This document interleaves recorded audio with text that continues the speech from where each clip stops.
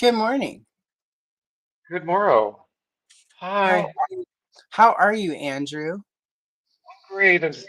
I'm not wearing pants, so I'm great. I've been doing like Jennifer Coolidge and Drew Barrymore impressions like all night, and like the dog's just abandoned me. He's like, stop, Oh, please.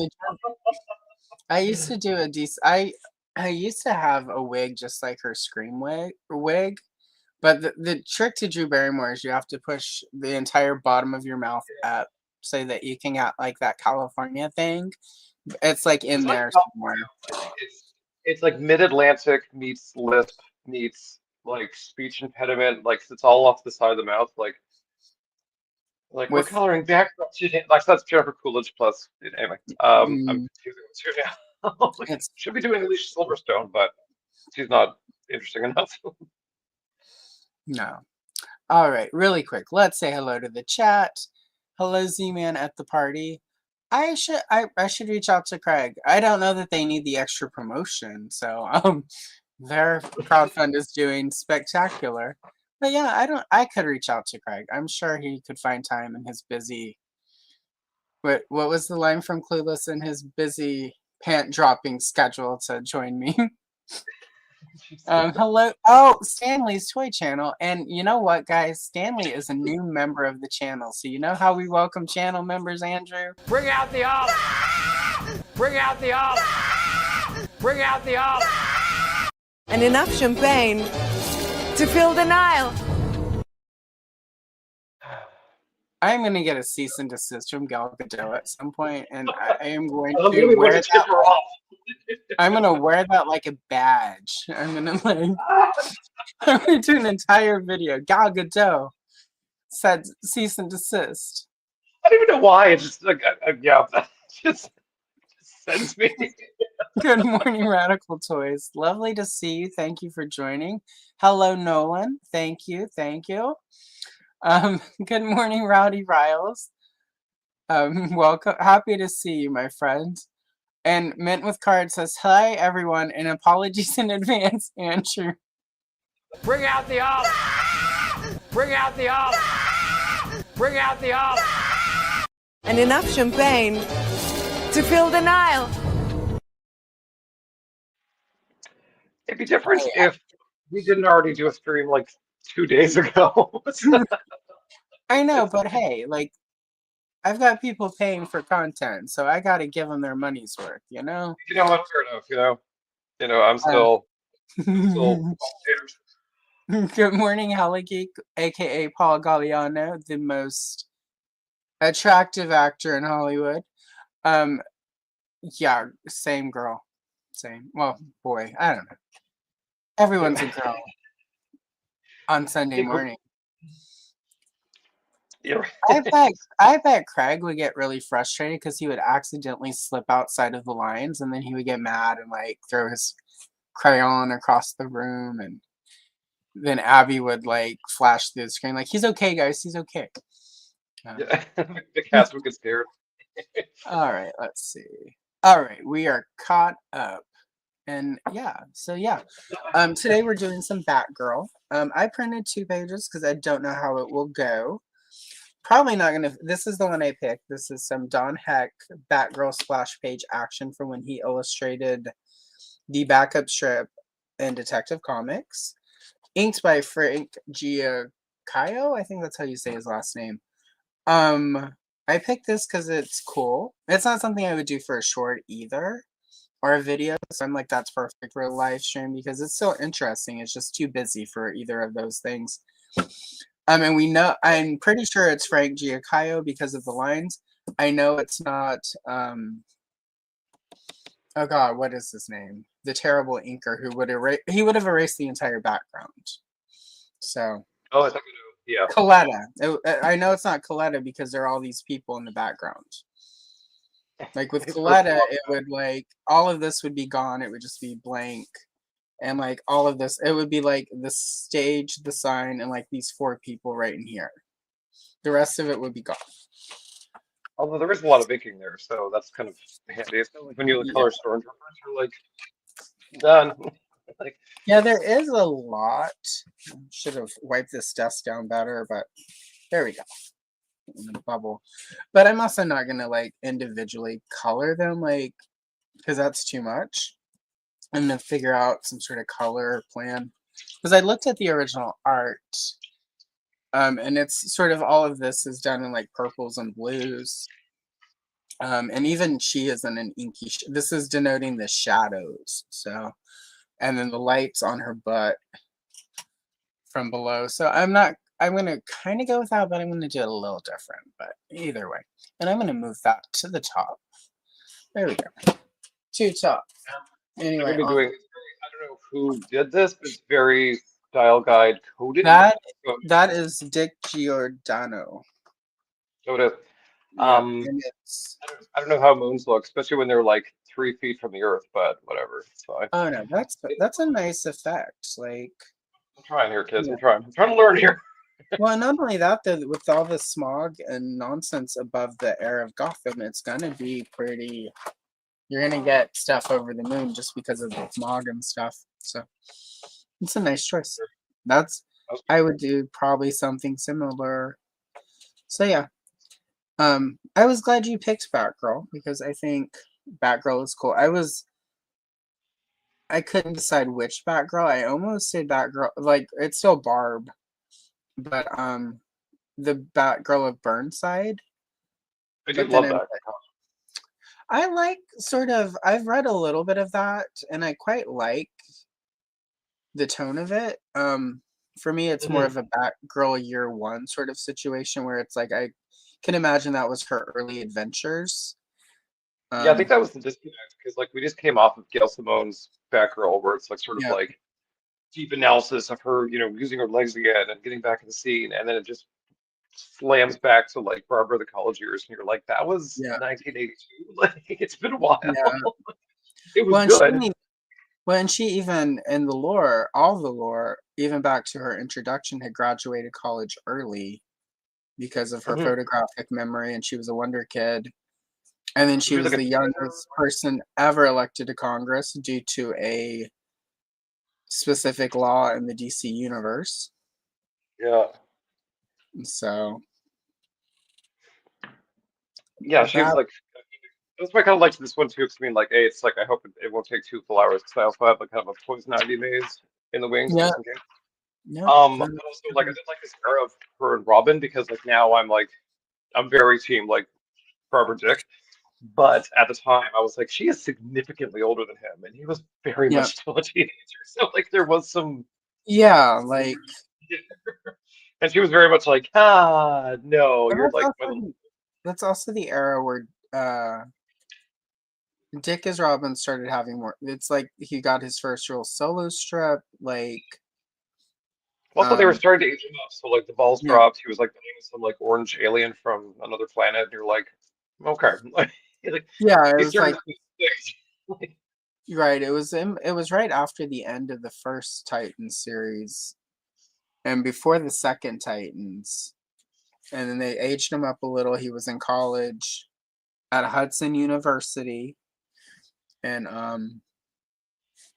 so yeah, it was just an interesting like reread. I mean, I was not alive for some of that, and some of my first Batgirl comics were that era. Like, it was like a Batman family issue, like right before the DC implosion. yeah, I love So that book.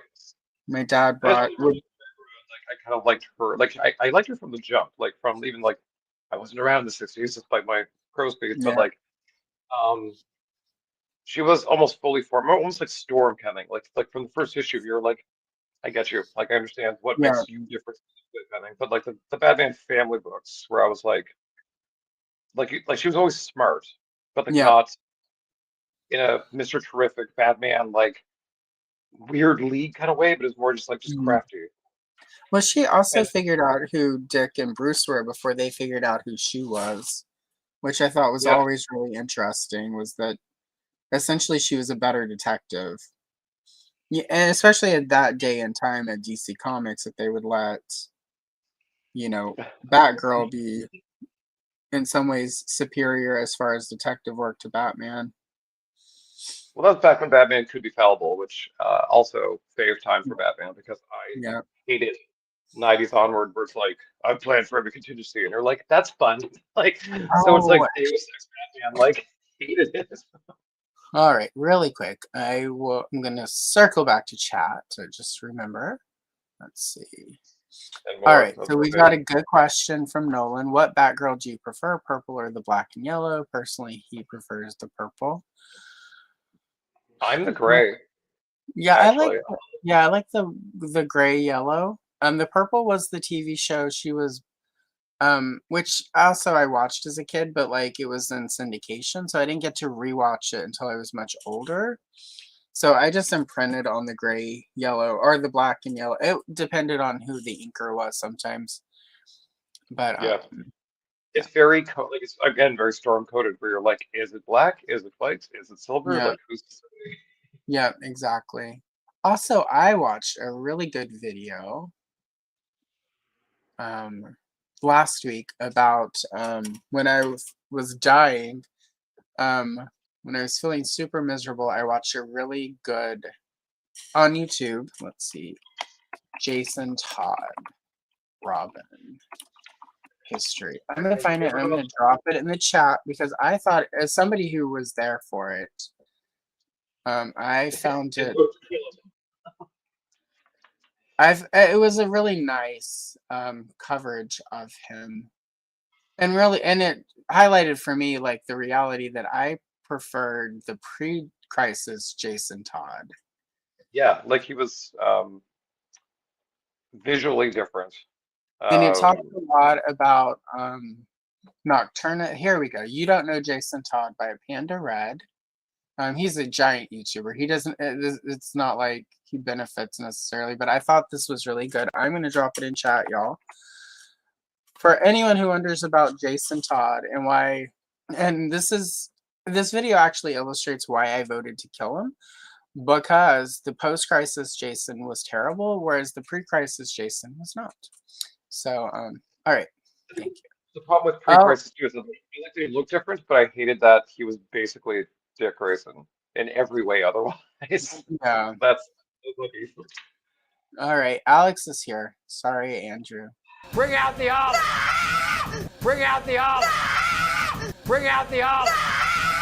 And enough champagne to fill the Nile. Anyway, hello, Rhea. Um, lovely to see you. Thank you. Better late than never. Fashionably late, etc. Black and yellow Yep. is Alex's favorite. Yeah. I mean, I like the purple, but I mean, the purple is it's either a very 60s thing or a very Burnside thing. It's kind of, although currently she's kind of wearing a purple thing. Yeah. So really quick, Z-Man at the party. I am not Team Barbara Dick as a couple. I'm Team Barbara Dick as partners. I am all times forever and ever Dick and Starfire. Yeah. Like I thought that, but that also, like the new Teen Titans was my jam. Like it was that and Wonder Woman. Those were like true. my only really regular comics, even after Crisis, that were, like before I had like Supergirl and some other stuff, but after Crisis for a stretch there, it was like Titans and Wonder Woman were all I had. And just Dick and Starfire were so much.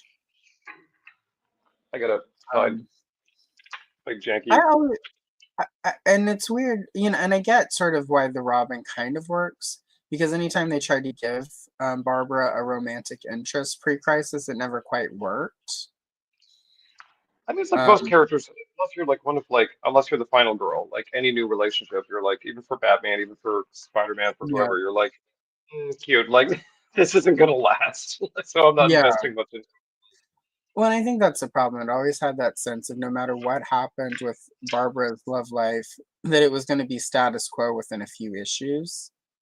Yeah, or like a And writer, especially nowadays, like the writers back then used to stay for like many years kind of thing. So you could, in yeah, theory, get invested.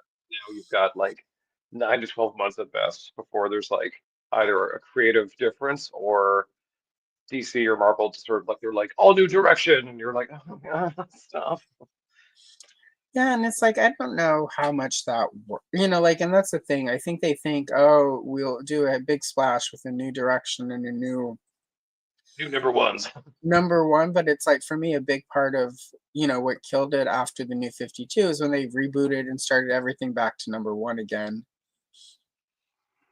It's like I Yeah. just like when they ended the original Wonder Woman series at like what was it, like 327, 329 at the end of Crisis, I remember being annoyed. And that was before I even had that massive of a, like I had maybe 40 issues tops. And then Perez's new number one came out. And it was exciting because I'm like, oh, well, it is a new number one. And then I was there when issue 50 happened, and issue 100, and issue 150, and issue 200. And then they killed it again and rebooted it again. And then they gave us issue 600, and then the New 52 ruined it all. And I think now it's back to the original numbering, or it was, and now it's not. And I just, like, I don't understand. You like, It's kind of I taking the know, specialist. yeah, I guess some people maybe see like issue 1000 or whatever, and they're like, oh my God. But for me as a kid, when I saw issue 300, that meant like, this is a good book. It's been around forever. Like, Well, I mean, we're you're- seeing that in real time where the Poison Ivy series happening now. It's like it's good and then kind of meh. It's still meh, but it's been going. It's supposed to be like basically a miniseries, and now it's on like issue 30 something or 40, and I was like, yeah, it just keeps going.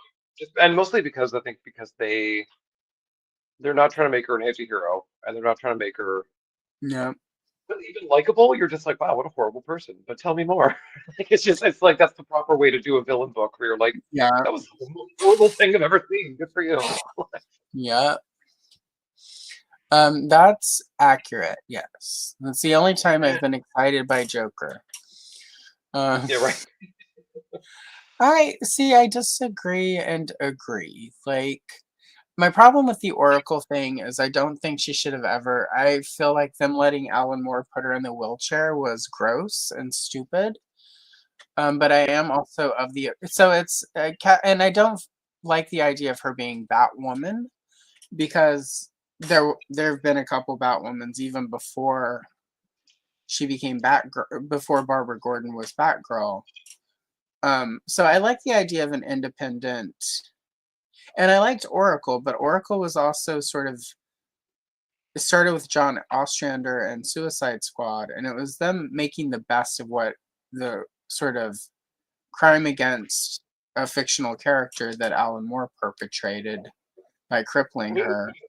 You didn't even need to do that because I mean the actual Killing Joke is, I guess, technically an Elseworld story because Yeah, Batman kills the Joker, and you can argue about that all you want, but like facts are facts. Like he kills Joker off panel in the very it end. Spoiler. really, But then they're like, let's keep the really gross photograph bullet hole thing. Let's keep that. Let's keep that. yeah, like, well, it sold so well. They're like, oh, people really like this version of Joker. Let's make this the Joker.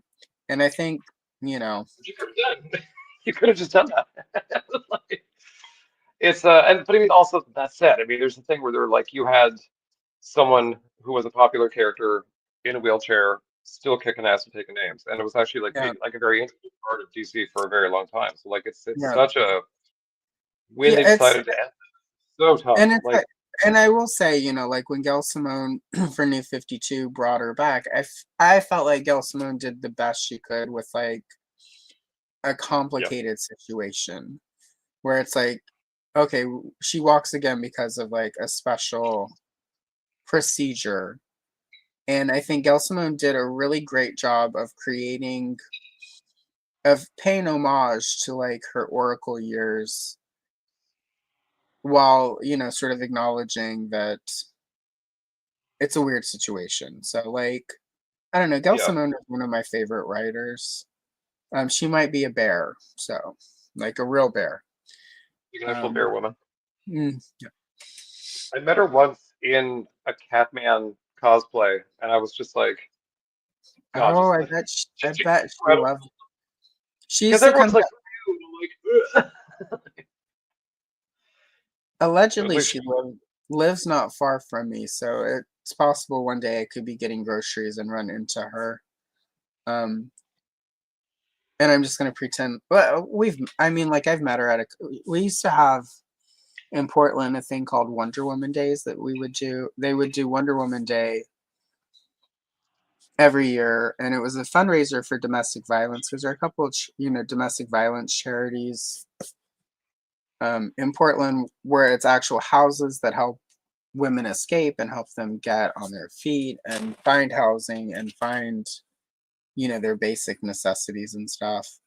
And Gail Simone would come down even before she was writing Wonder Woman. She would come down, and sign books and talk to people. And she's just one of. I've met a couple people in comics, and she was actually one of the nicest, most approachable people in yeah, comics. like she's like warm and funny, I found, and I Yeah. don't throw that around too lightly. I There- was like, okay, fun There's person. nothing better than opening one of the she's mostly on Threads and Blue Sky now, but there's nothing better than opening one of those platforms and Gail Simone's up to her bullshit again. It's like, how come Cyclops has never been in a movie before? It seems like somebody would make an X-Men movie with Cyclops in it, and then just watching all of the chuds rush in. Or Yep. she'll be like, wow, how could they do that with Deadpool? That seems out of character. And all these dudes lecturing her who don't realize that a lot of modern Deadpool is from her time on the book. It's just funny to watch. It's very like the Will Ashley crowd kind of comes in, and you're like, who do you think you're talking Yeah, to? right. She's like, if only Billy Joel had ever had a hit single. And then people will rush in. Oh my, it's exactly what I need some days. Like, Although I can't have, stop. it's on my phone. I'm not on Twitter. Yeah, no, I don't have a secret account. Like, there's nothing on the store counting, but it's like, I screenshotted in like 2014. I swear to God, it's still on my phone somewhere. But it's basically her being like, I'm doing, the word is out. I'm doing a new series called like World's Finest Asses, and it was like Nightwing, Catman, and Booster Gold just did an ass team up, and I was like, oh my God, I would watch that. I'd read the hell out of that. People would actually pay to watch or to read Oh, that. I would. I would. And then all the chuds, I'm sure, if this was about a woman, nobody would think it was funny. You're like, it's always about. I was like, please, we still have Sports Illustrated swimsuit issues of the X-Men ladies. Come on, guys. Which Yeah, at the no. time I feel icky, but also love it. My favorite ever, and this is when I knew she was super cool, was it was on back when Twitter was still a usable platform. I log in and the first thing is Gail Simone. It's like, I still call him Dark Vader. Hashtag I'm a terrible Jedi. And I'm just like, oh no. That was I was like, okay, she's definitely She's just the best at trolling, though. That's the thing. yeah, She's so good. it's so lighthearted in a way, but also the chuddiest of the chuds get caught by it every time. Yeah, they always get looped in. And also, she's like she's one of the most famous like female writers, but she's one of the famous writers out there. And I'm like, yeah, come on, guys, come on, yeah. come on, Well, really. they gotta. Sight Beyond Sight. Yeah, her motorcycle was super cool. And Sight Beyond Sight, Andrew, is also a number. Bring out the off. Bring out the off. Bring out the off. And enough champagne to fill the Nile. Great. I am not gonna lie, Andrew. Last night, if I had had more energy and felt a little bit more uppity, I was gonna try to figure out a way to Photoshop your face onto Gal Gadot's. That would have been you, but I couldn't. I was Just some scowl, like. yeah. I was like, that would be epic. But then I was like, I don't have that in me tonight. And for everyone in the chat, now that the complication has passed, I did go to the emergency room last week, so I'm much better now. But so anyway, that if I have not replied to messages or what have you quickly, that's because I was yeah, I was convinced I was gonna not be here. Because I Which was dying. I'm really glad I scheduled this. So I haven't posted a video. There's a on my I should maybe I should that'll be members only. I recorded a video like Thursday after we wrapped up the cavalcade. So you've noticed I haven't replied to you on social media or released a new, and got some videos scheduled out to July, so it would have been in August. Oh my God.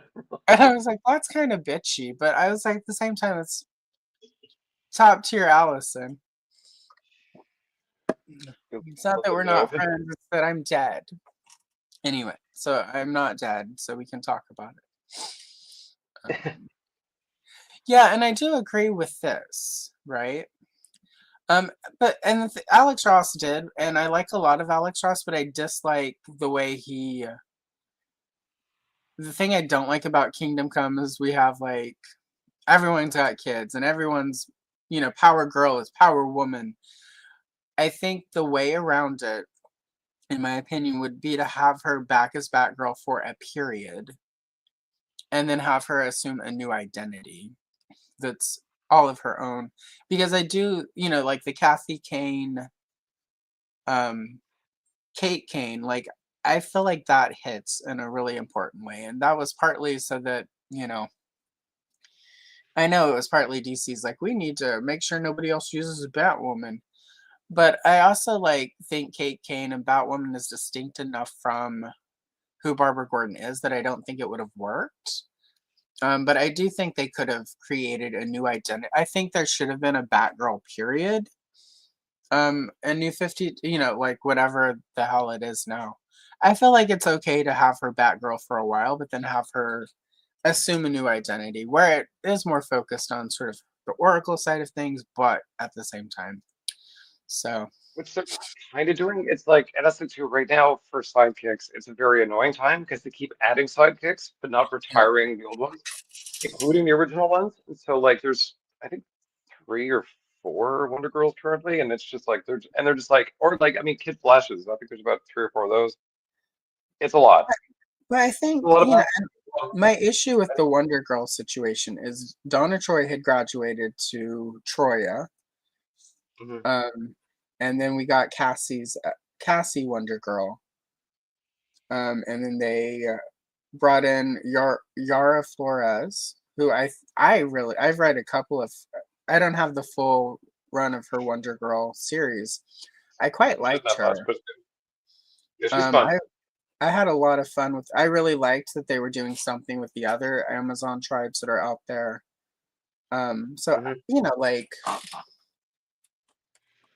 and I'm okay with But Cassie getting sort of a new identity. Like, I don't mind. The problem is when we have to have 30 Robins or 30 Wonder Girls, or like, it's okay for them to get a new identity. And the truth is Nightwing, making Dick Grayson Robin again would be counterproductive. I think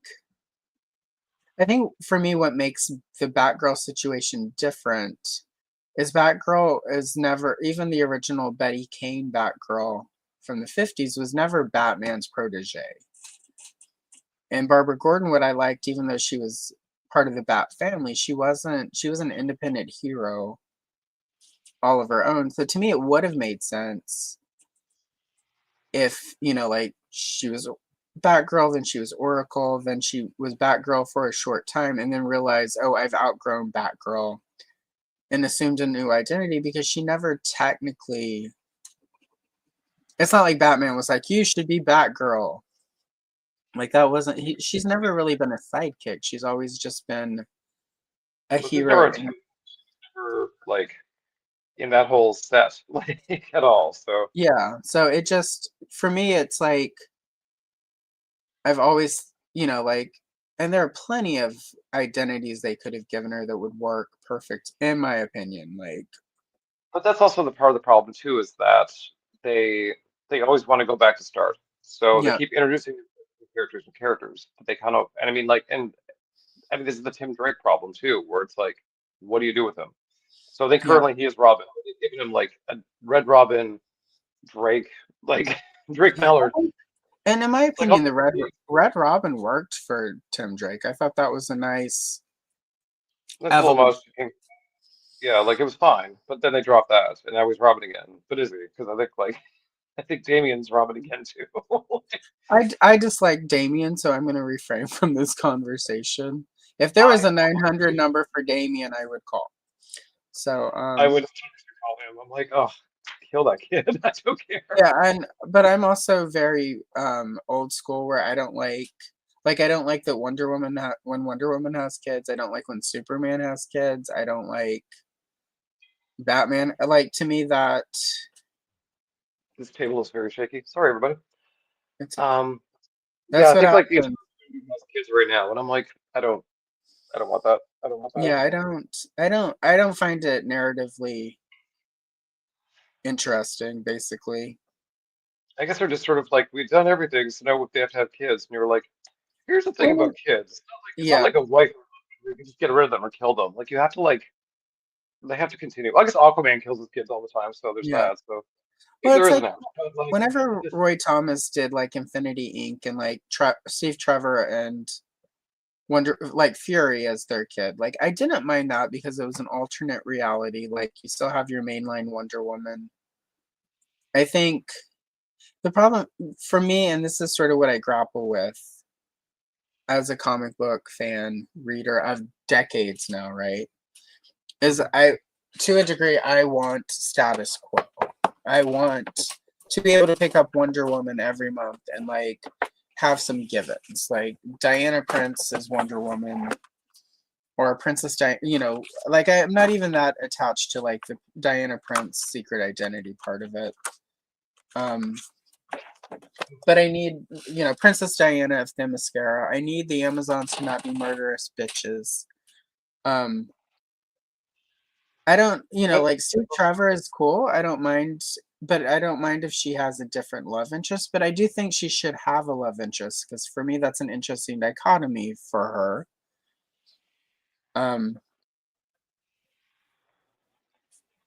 yeah, but it's like the thing is, like, the status quo. They always kind of eventually get back to it, but they like, and this is ever since I mean, before this, but truly with Nightfall, with the death of Superman, where yeah, they're like, we need to make things so weird and so unbearable, and for yeah, you to miss it so much that like you welcome the change back, you welcome the status quo, and yeah, you get the status quo. You're like, I'm bored, sales are down. So it's like it's this constant push pull. Like, yeah. But it's like sometimes it feels like they don't realize like, and I don't mind that stuff, right? I don't mind something like Nightfall. I feel like the death of Superman was well executed. It was a yeah, great way to actually, sort of play with the status quo and eventually reestablish it, but with actual some character growth. yeah. Um, yeah, and then you bring in new characters, there's new dynamics, but at the same time, at the end of the day, Clark Kent is Superman. He and Lois Lane are in love. Well, Um, well, they got so married. That was a huge status quo shift, and yeah, is that like sometimes you do get the successes of the Tim Drakes, of the yeah, Clark Lois, of there's not a lot of successes really. I mean, Kid Flash graduating up to Flash. I mean, for a lot of us, like Wally West was the Flash. hmm So well, and for him to be that's like, Barry's back, I'm like, I don't care. Barry was boring. Barry was boring. So yeah, like Barry was super boring, and what I disliked about when they brought Barry back was that they had to go back in time and kill his mom. Like this is how yeah, we make him interesting. We kill his mom and we this is send him Disney. back It's to prison, and not now really he's tough. angsty. Now he's And Batman. I'm like, well, we have Batman. We don't need Batman. yeah, it's like, and that's never been what the Flash is, right? Flash is always, even in the Barry Allen age, and this carried over to Wally. Was Flash is always sort of having to try to prove himself to other people, like even to himself. Like he's never 100% certain in his. He's very much everyman, whereas Batman is not. Like anybody could be Barry Allen. in Wally West, it's sort of the same. Like anyone could be trying to live up to the shadow of like their father figure, their mentor, like, But and also, I they feel made like, Wally fun. Like they try to make him at least like I wouldn't say goofy, but he was like the way they especially built up the rogues. They sort of yeah, made him not like their nemesis, but actually sort of like they were like I don't know, like counselor. Like he would yeah, go. You always go to the bars where they were at, and he's like, "Come on, guys, like get there back are on your some meds." there are some really great between when they relaunched with issue 1 after Crisis through about issue 100 and well, pretty close to the like Jeff Johns had a really nice run on Flash. Mhm. There's just some great stuff they did with Wally West, and to me, it just one Barry Allen's sacrifice during Crisis was pivotal to me. Like that one felt right. The Supergirl one felt, oh, we don't need Supergirl anymore. Yeah, Whereas the there. Barry Allen one made sense. Like that, and that was sort of a payoff to his entire character arc since the Silver Age started. And But I so mean, when they that's the thing. brought, You do try new oh, sorry, things and you see it sticks, and it's sort of like the Red Hood of it all too, where it's like no one was really wanting Jason Todd back, but then like once they actually said, okay, we're going with like kind of the Huntress sort of style of yeah, vigilante that Batman doesn't approve of, you're like, okay, this is better. This is a better place for him. This yeah, works for him. and it He's and it not made sense, and it actually built off all of the character stuff they had done with him. Mhm. And I So I mean, just, that's the thing. I yeah, think like, it was like throwing paint at a wall and seeing it with sticks, and well, often it doesn't. And that's kind of maybe the part of the problem. And I think that's also where they're kind of scared to touch Barbara because currently she is operating as Oracle, tutoring two Batgirls, but also sometimes throwing on a Batgirl suit because she's like, "Oh, hey, I can walk," and like hanging out with Dick and stuff. So you're like, you're having it all ways and nothing at all. So it's a weird spot. Like I hate to say I'm like do a crisis, but I'm just like do a right. crisis, start over. Yeah, and again, Yara Flora is gone. Like, where is she? Tom King, let's again, it's really sad. I've been reading some of the Tom. I'm so happy with his take on Mouse Man, and to read this really cool take on one of the worst Wonder Woman villains, who I've always had. I like the weird, like if somebody like if I ever get to work at DC Comics writing Wonder Woman, my Human Fireworks and my Paper Man off the charts. Like I Yep. have a way to make both of those really cool, I think. But so like Mouse I Man was the appreciate the one. Mouse Man, if only not for the trad wife Wonder Woman of it all. Yeah, she's kind of a little disappointing. It's But it's weird. yeah, the Garrett's sort of shown up. All the Wonder Girls kind of showed up recently, and they were like well executed. Like they all had their own voice. This is like I say this about X-Men a lot, where it's like if you put in like a room of X-Men and then turned off the lights, you would know Yeah, who's speaking based on what they said. You don't need to see yeah, them. You know what Storm like how she would say. You know what Colossus would say. You know what Kurt would say. You know what Emma would say. yeah. But with like the Wonder Girls, I'm like, can you? Like, it's a little bit. I mean, with that one, I'm like, yeah, a little bit. Depending on who's writing them, it's like they do have really distinct voices if the person writing them understands the characters. Because Donna Troy is, She was and the I think Robin this of the is, girl, basically. yeah, Like she was the there was like the middleman of all the emotional spectrums between the boys and the girls of the old Titans, and yeah, Donna like, and Dick, brother, big and sister. that's Like literally that's how Perez and Wolfman built her. They were like, you've got Raven who can feel nothing, you've got Starfire who feels too much, you've got Wonder Woman in the middle. I mean, Wonder Girl in the middle. yep. And Wonder Girl is raised by, and all three of them are, finger quote alien societies. You've got Raven who's in this pocket dimension and can, like of sort of religious nuts who are trying to keep the world from devils.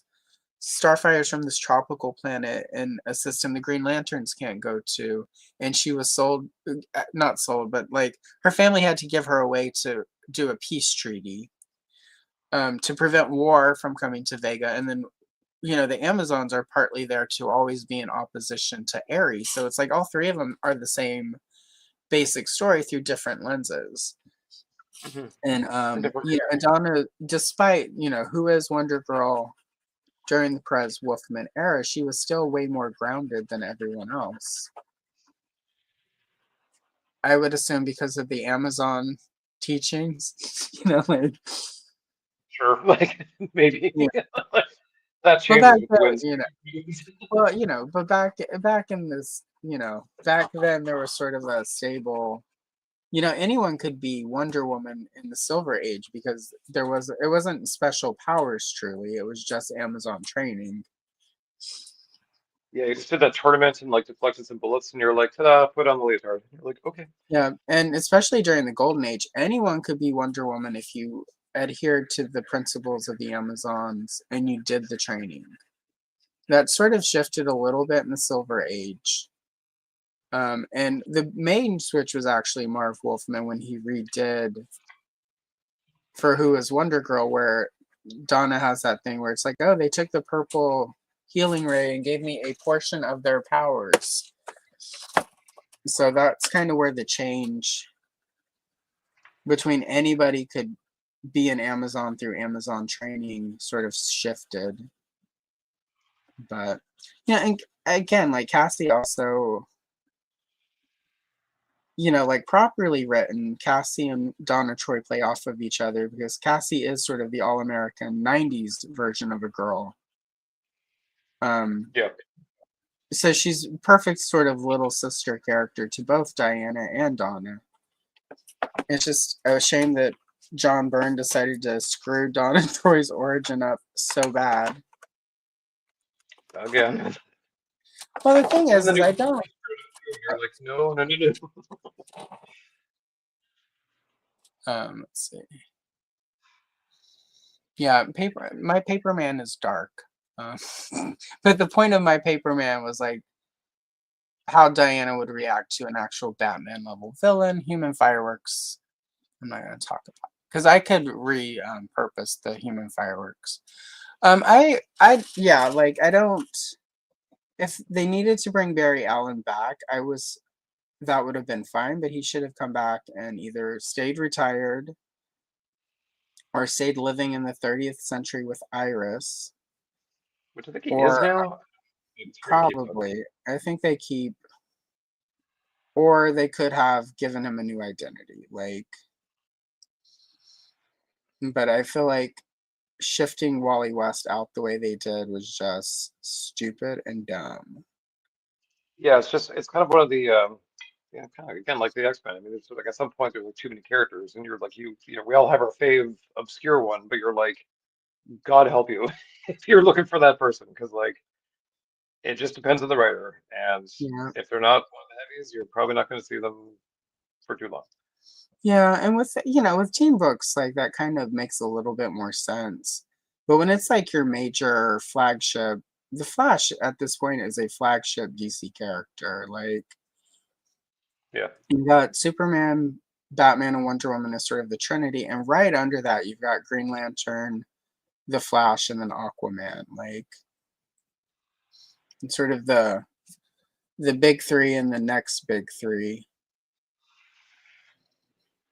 And at some point over the next, I'd say 15 to 20 years, right under that will be like Green Arrow, Black Canary, and probably Cyborg. If they don't stop cheesing Cyborg up, yeah, they'll do that. like they keep.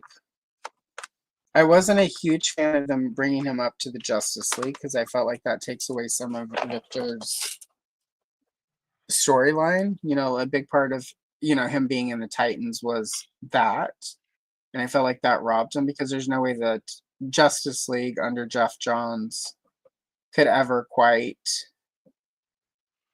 Yeah, like they're never going to be there for him the way the Titans were. No, but also But like, you're going to be associated with him because I mean, there's like, and it's generational. It's fan too because I mean, like, yeah, there was us olds who like read New Teen Titans, but then there was a yeah, Teen Titans cartoon from the early yeah, 2000s. So also like incredibly formative. I mean, I was shocked how well that cartoon did because I'm like, who cares yeah, about the Teen Titans? Like they were pretty much torpedoed at the time, but then like yeah, they came back in a big way. yeah. Yeah, I just, my thought was at the time, like, and obviously I'm a huge Victor Stone fan because Titans forever, right? But I was like, it would have made more sense to use Black Lightning in that position. Just because of the length of the character, the history of the character, and the legacy of him. He also was, at the time, I think, was when he had his series. So it just made more sense. But they have to pay Tony Isabella more money than they... Yeah, and I mean, they pay Wolfman and Perez so much anyway that I think it makes more sense to pay them for, to use Cyborg than... Also, DC has a weird... Like, they've long been mad at Tony because the reason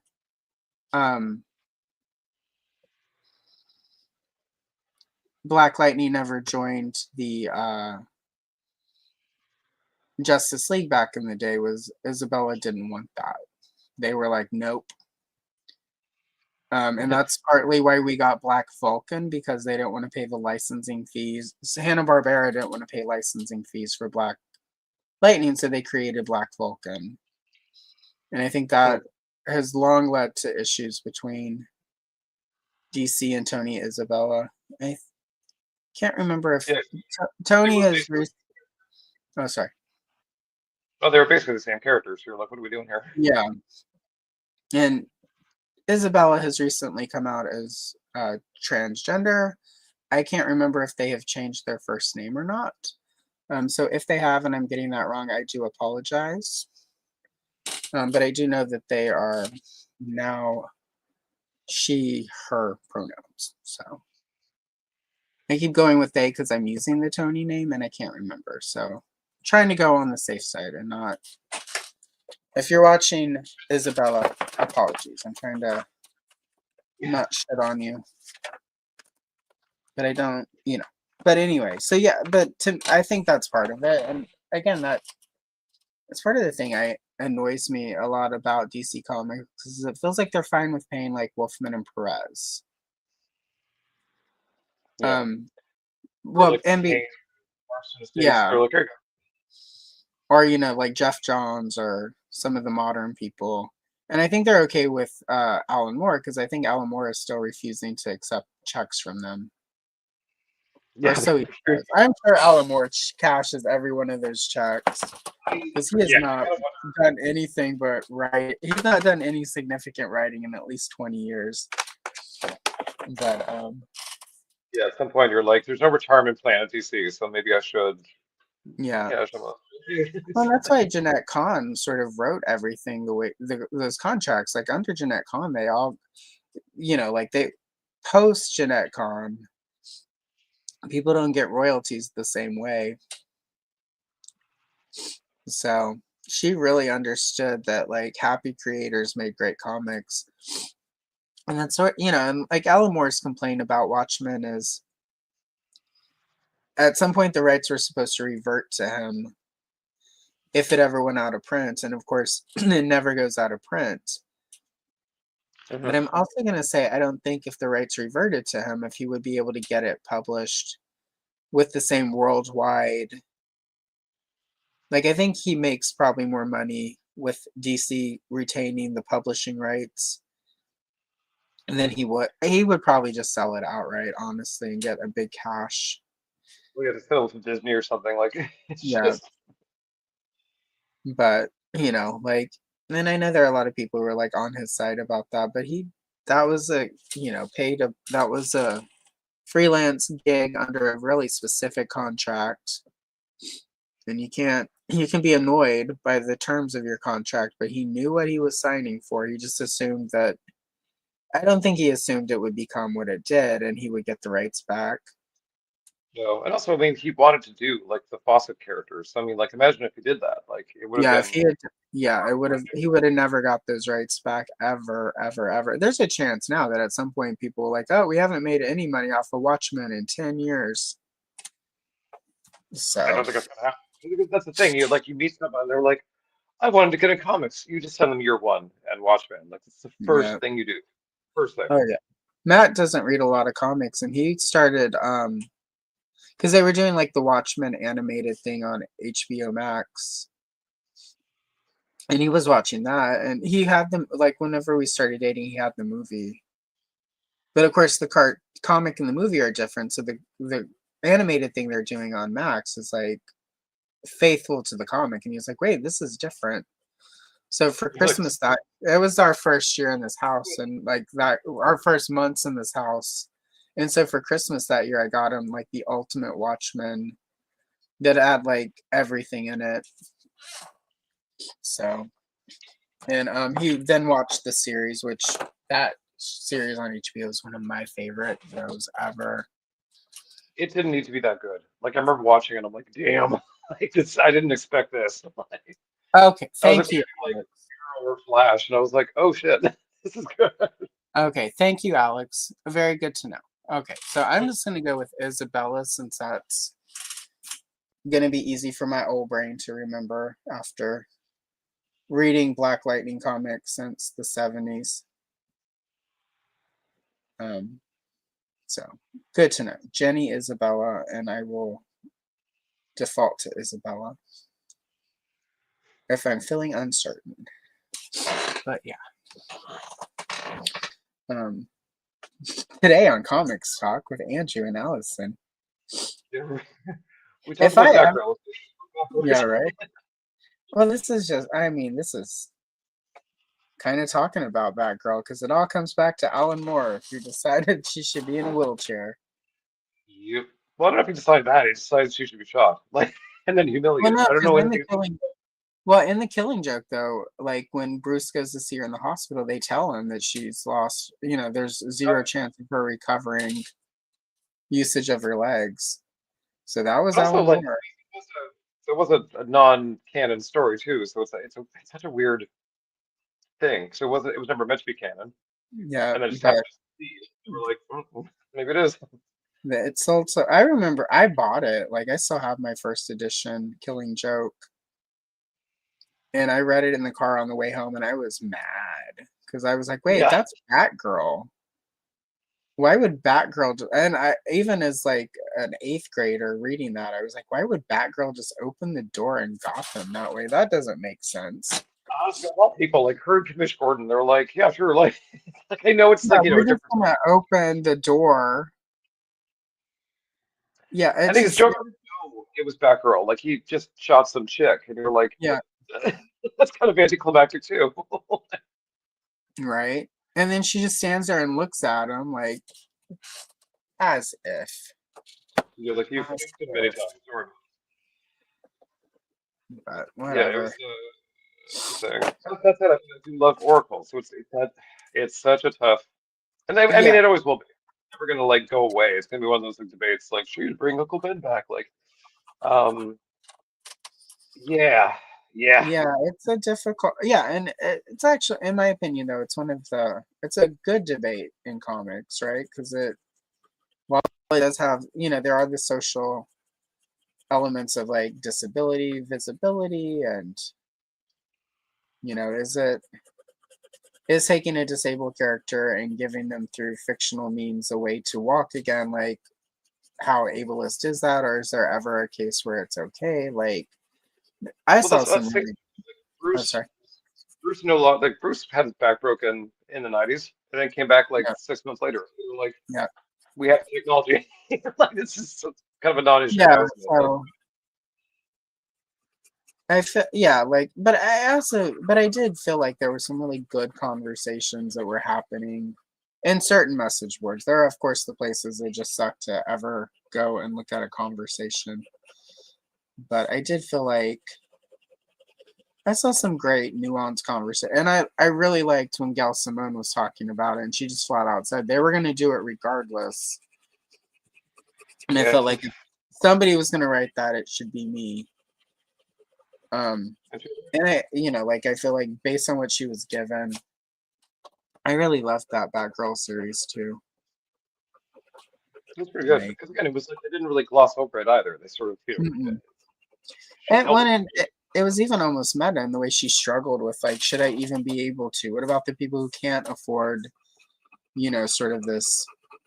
I don't have access to these means to like suddenly walk again. Like she was really smart in the way she handled it in the comic. Yeah. Also, You she know, was like sort of she's been out of the game for a while too, so she was like mentally and physically not yeah, really like in it. So like you didn't see her just sort of like come back and again sort of bad man out, where it's all like I could do everything best yeah, always. There was actually like some introspection there as well. So yeah, it's no yeah, complaints, but yeah, it's gonna eternally be that thing. Like I mean, we used to debate about whether Bucky or Jason Todd should come back, and we're like, well, that's been settled. yeah. But there were some circles where like, well, better when they were kind of like the Jean Grey of it all too. Like I mean, I'm famously a Jean Grey hater, and I like her better when she's dead. And it's just more interesting. So you're like, because you kind of know she's going to come back eventually, and that's more Yeah. the tease of it all. You're like, what's going to happen? Like, I think for me, like I've not at the time, like I was reading, like too young probably to be reading X-Men at that time, but I was, like kindergarten age. And again, my dad was bringing comics home from 7-Eleven as he worked his way through college. But I was getting and it was X-Men was the hottest thing at the time. oh yeah, So like he would bring those home, and then I would read them. And whenever she died, and I realized it was for real, I did not read other than Star Wars comics. I did not read Marvel for years. I was like, I'm done. How dare you kill Jean Grey? Well, how dare you kill Phoenix? And then when I went back and later read sort of all of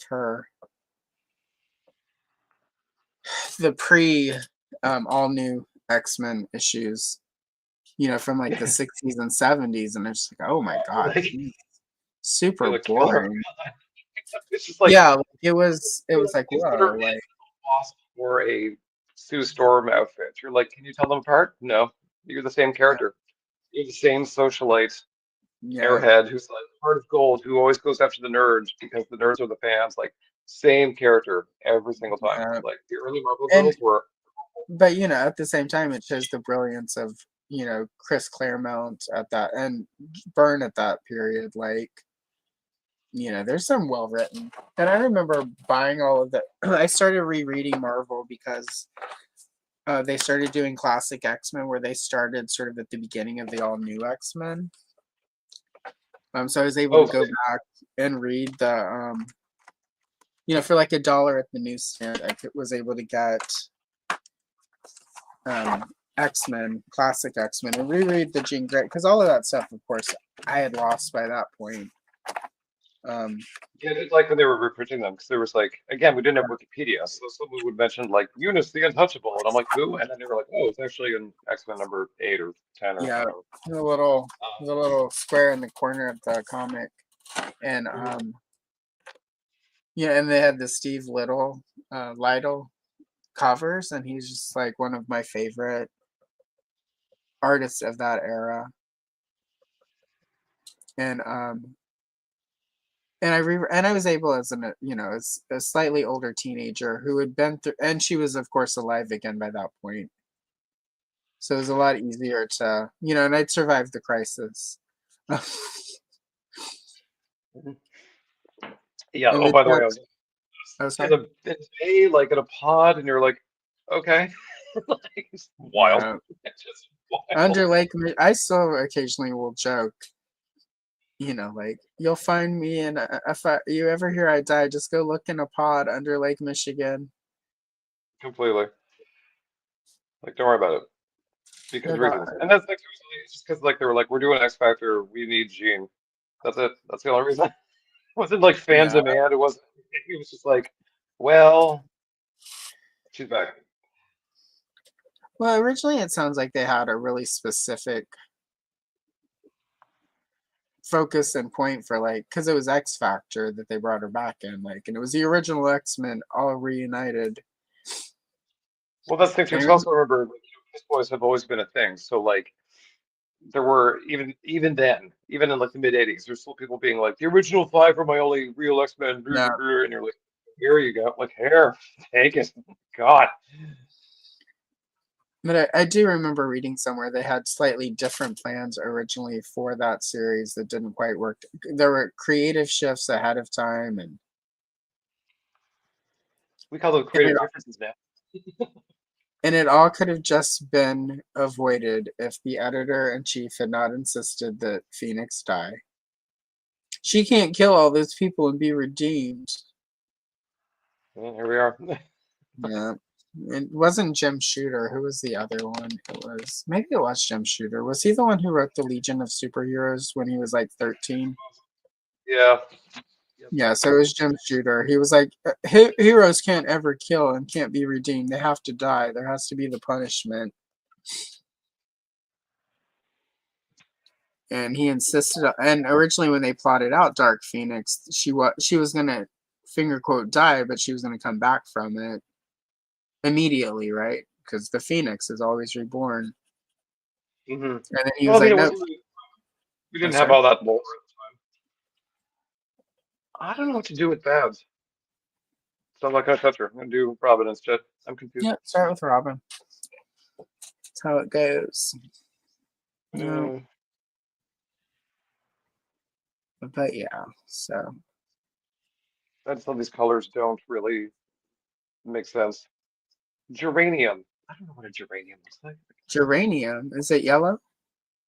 It's red-ish. I don't know. I just work here. Like, I'm not stressed about this. Oh, this is interesting. I didn't know that. Oh, that'd be interesting. Actually, That was I'd probably prefer that, to be honest.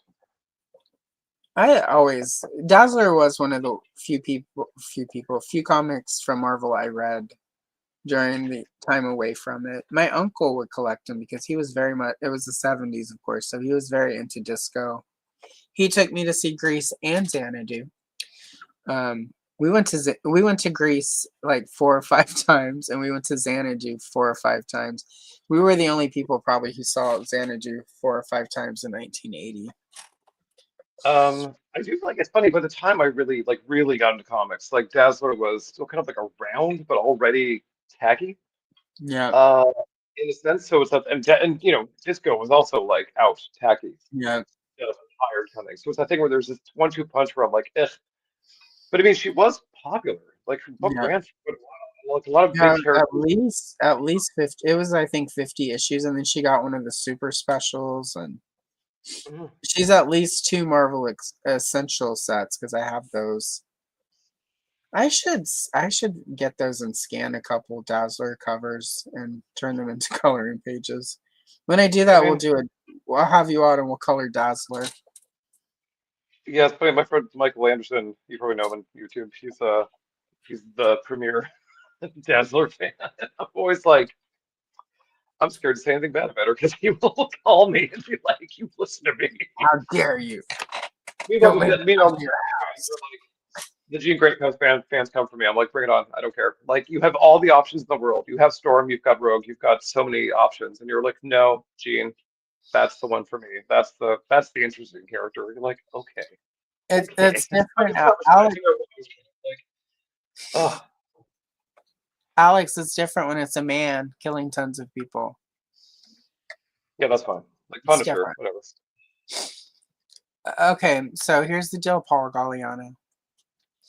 Um, you need to watch the end of Xanadu from the point where, like, at the club where I need to the read this. Yeah. final dance starts out, because if I do die, at some point I will die. But my funeral is going to be a reenactment of that end scene of Xanadu. So you need to watch the end of Xanadu, pick out which dancer you want to be, and start practicing your part. Coming sooner than he thinks. Let's start practicing. And Um, I've explained to Matt that my corpse will be dressed like Olivia Newton-John in that black sequins bodysuit, and he's gonna have to figure out with like wires and stuff how to resurrect my dead body over the audio, and like a puppet, so I can lip sync along in death. I Because if yeah, I'm gonna die, it needs to be traumatic for everyone, not just me. Yeah. that's how I treat weddings. Like, um, I'll get you to go to an Irish funeral, Paul. It's I've never walked out of there. on my own volition. I can tell you that. You just walk in and start just burning the corpse. Like, not burning, I mean, like, you just walk in and we're like, what a piece of shit that guy was. And then you get pissed drunk, and it's great. It's the best funeral. The best. When my uncle died and we did his funeral, that's my grandma's side of, he's on my dad's side, and that side of the family is where all the evangelicals are. And we had the church sort of in the hometown, and so and we had it at the funeral home where all the family has their funerals, and they got singers from one of my great uncle's churches. He's Pentecostal evangelical, and the Lord does not bestow everyone who wants to sing in those churches with any sort of talent. And they got 3 singers, and my uncle's favorite gospel song was there's a song called "When the Row is Called Up Yonder, I'll Be There," and it's got harmonies and layers, and like it's a fun song to sing if you have to go to church. It's one of the better hymns you get to sing, especially if everybody there gets that they're under, like, and the way the lyrics and the harmonies and all that works. Let me tell you, the 3 sisters in that band, well, it's not even a band, it was just like 3 a cappella ladies, and they stuck them behind like a screen in the back of the funeral home, so we couldn't even look at them bitches' faces. Probably on purpose. If it were American Idol, it would have been a no for me, dog. Yeah, right. Like, it was terrible. And of course, my uncle loved camp. He loved the grotesque, he gave me his copy of Rocky Horror, on the LP, and so at his funeral, these are butchering it, and I just bust out laughing. And then of course my mom starts laughing, and then everyone starts, the cool part of the family all starts laughing. And my grandmother gives me this look like, oh my God. And I'm just like, I just looked at her and I said, for everyone to hear, I'm like, these ladies are terrible. And he is howling knowing that you're trying to keep a straight face right now. It's like this. And then my grandma busted out laughing because she's like, yeah, that's true. So you're like, needless to say, those women at the potluck afterwards, as I was getting the Miracle Whip and bacon casserole, don't knock it. It's a 7-layer dip, and 2 of the layers are Miracle Whip with a layer of bacon. I mean, I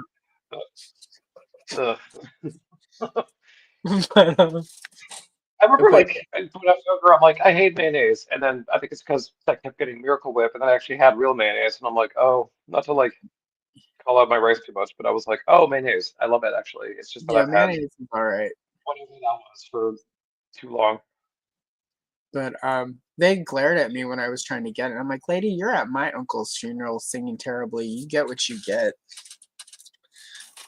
Yeah. And so they definitely won't be up. I'm sure they're all dead now because they were ancient. But yeah. Anyway, I don't know quite how I ended up there, but there we are. Yeah. Aren't you guys excited? You get to learn about my trauma. Is that how inappropriate I always am? Appropriateness, what's that? Yeah, that's what we came here for. Yeah, right. I know half of the reason people watch this is just for whatever unhinged nonsense is gonna come out of my mouth. And then afterwards I'm like, I overshared. Yeah, honestly, there's a few times, like, especially Retro Cavalcade, I think just because it's strictly like right before bed. So I go to bed a little buzzing. And then I start like replaying things I said. I'm like, I don't know these strangers, these stories of weirdness. I'm like, what am I doing? Like, who am I? Yeah, no. No. See, Alex is part of the show. So I think I watched it once. I think it's like, I'm like, I have to like churn through all the Criterion films, but also like be like, it's All the gay ones you gotta watch. Blah, blah, blah. Mm, Um, Often they're not that great. Like I love, Rocky Horror. I love yeah, Priscilla. There's not a lot of others, especially back at that time where it was all like weird sex and wheat fields, and you're like, great, yeah, love that. Like Xanadu was not one of them. I kind yeah. of really struggled with that one. Muriel's Wedding is really good from that era. Actually, yeah,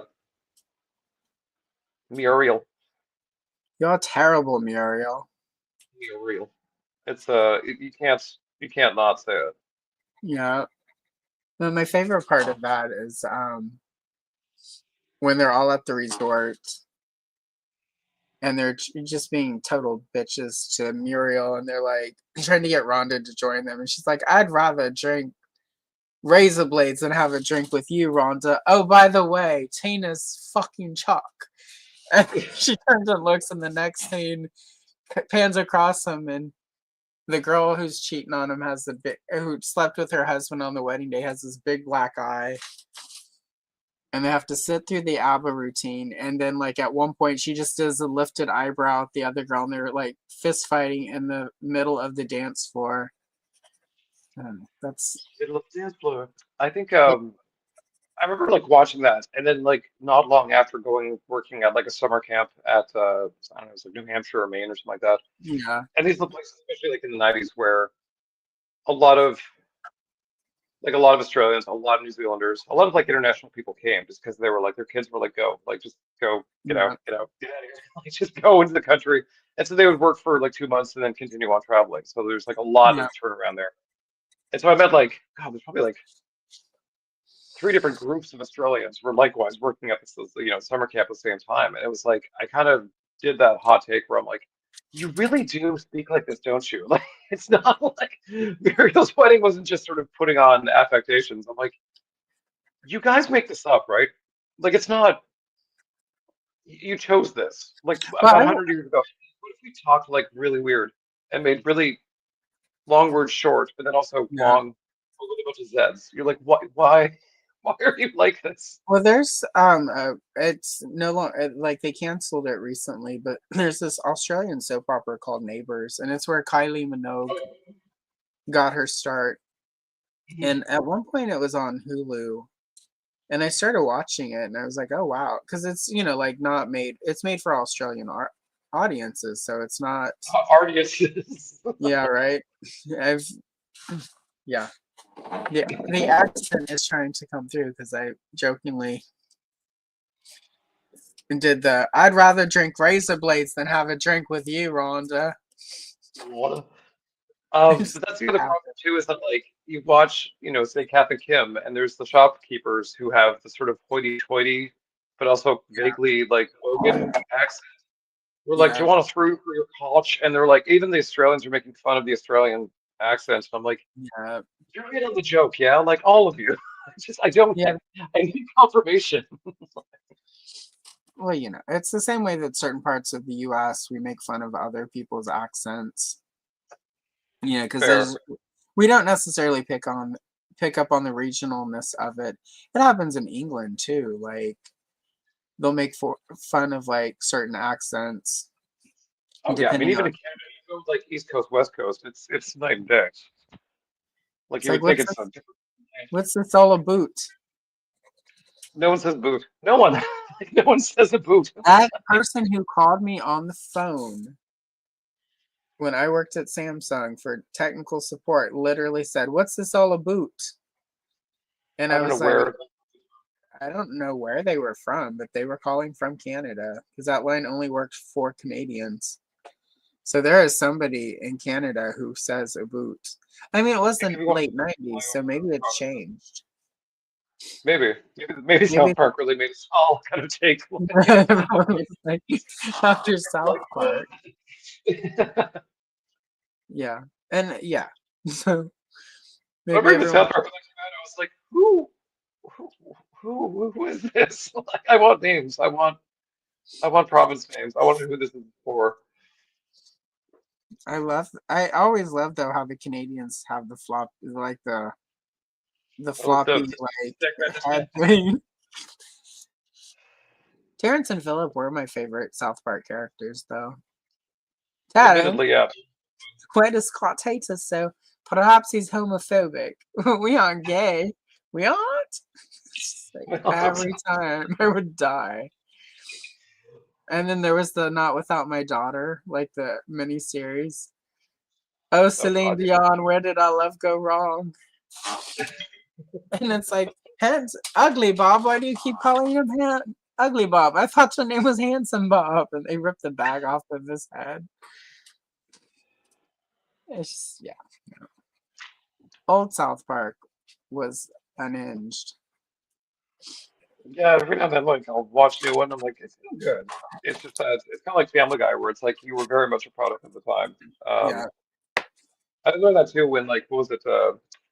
Clone High came back, and I was like, yeah, it's not quite the same. It's not yeah. good.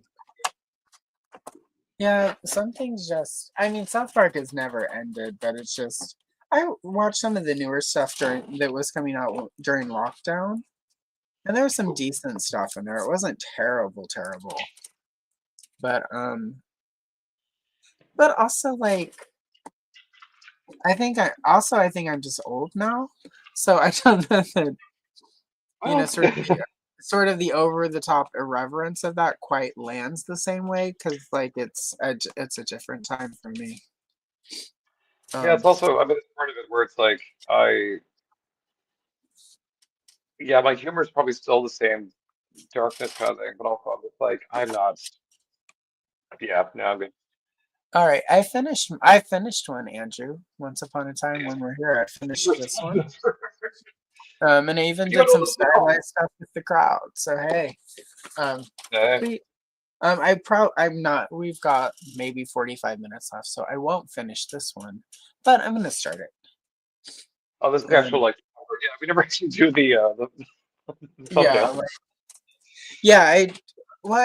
I knew I wanted to do that one because again, like when I pick pages, like I set stuff aside that I know will work well for a short, stuff that I can use like in a pencil test video that like maybe aren't appealing otherwise, other than like trying them out. There's stuff I pick for live streams because they're interesting.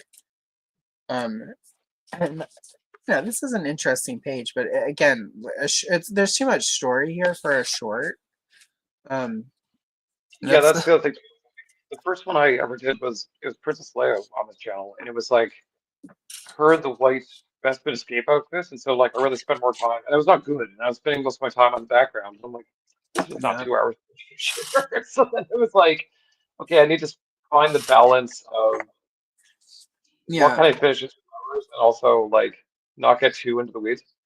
yeah. And like it's taken me a while to figure out sort of the difference. I'm just now getting to that point. And also, but and at the same time, I have to be interested in what I'm coloring. It So helps. It helps. there's a balance there. And again, Don Heck. I know a lot of people don't care for Don Heck's artwork. Um, but like he was the main artist on Wonder Woman during the time I really, really, really started digging into comics. And he did Iron Man and the Avengers in the 60s, like um and when he wasn't, like some of his art is messy looking, but also like when you're not, he was of the age where it's like every month you had to pencil at least 2 or 3 books to survive in comics back then. And he was a Yeah, full-time comic artist. yeah. If you're not um, again, it's not something with like full dental, so Yeah. like So what you gotta do. whereas if it had been a time where it's like he could have just done one book a month and then had a couple months off here and there, you know. So and there are a few months where they had on when he was doing Wonder Woman where they had Romeo Tanjal ink him, and that made a huge, his inker was a big part of, you know, you know, going in and sort of cleaning up some of the lines. So but again, Romeo Tangel, like his style is very close to Perez, which is why Perez used him for so long. He did a Zatanna. Can't remember if he did the full series or just one or two episodes of it in the when she had her own solo title in World's Finest. And it looks sort of like watered down Perez a little bit. So I could never figure out if that was his. Oh, sorry. Between Suarez and oh god, I was gonna like his name, Jorge Lopez, Garcia Lopez. Yeah. Luis Garcia Lopez. Yeah. Mix a bunch of them up. They become a house style. So it is that thing too where Yeah. like everyone kind of starts to look, and same with Marvel did the same thing. Like everyone kind of looked like Jack Kirby, even if it was Yeah. clearly not Jack Kirby. They all had the same kind of style at the very least. Yeah. When it was, it was in the 80s when that sort of really started moving away from house styles. The Yeah, 'cause I rise mean, of the superstar. yeah, a few things started happening at once though, because that's when like I want to say like 85 or maybe 86, but like all of a sudden like things got dark. Like it's everyone kind of collectively decided like it's time to get weird, and so you saw like the Morlock Massacre and X-Men, and then they turned Yeah. into the Outback, and then Batman had many miniseries that were suddenly very dark, and you're like, I damn. think might sort of looking at it from the DC point of view, I think some of it was the Titans, because Perez and Wolf, the Judas contract is a very dark storyline. Everything with Raven was very dark. And it was their top selling book. It was second only to X-Men for most of the 80s. So I think, and that was part of why suddenly, comics aren't just for kids anymore. It started happening during that phase. And then Crisis happened and it got really dark. And then both Batman Year One and The Dark Knight Returns hit super hard. So I think between that and like Watchmen, they were just like, people want dark and gritty. And it's like, yes and no. It's like, we need a balance. Like, you can go dark and gritty with Batman. Superman dark and gritty does not work, Schneiderverse. Yeah, they keep trying. There's a reason why different cities have different flavors. I mean, even like Superman in what's Flash's city? Keystone. It doesn't even Keystone. work. Keystone's kind of Yeah. like a little more. It's just goofy. It's just a goofy place. Keystone is, it's very, even in the Silver Age, it's a very sort of, the way Carmine Infantino would draw it was very futuristic. It was always like the city of tomorrow today, which was technically supposed to be Metropolis, but Metropolis was so clearly New York. Yeah. And then Gotham was the part of New York you don't want to go to.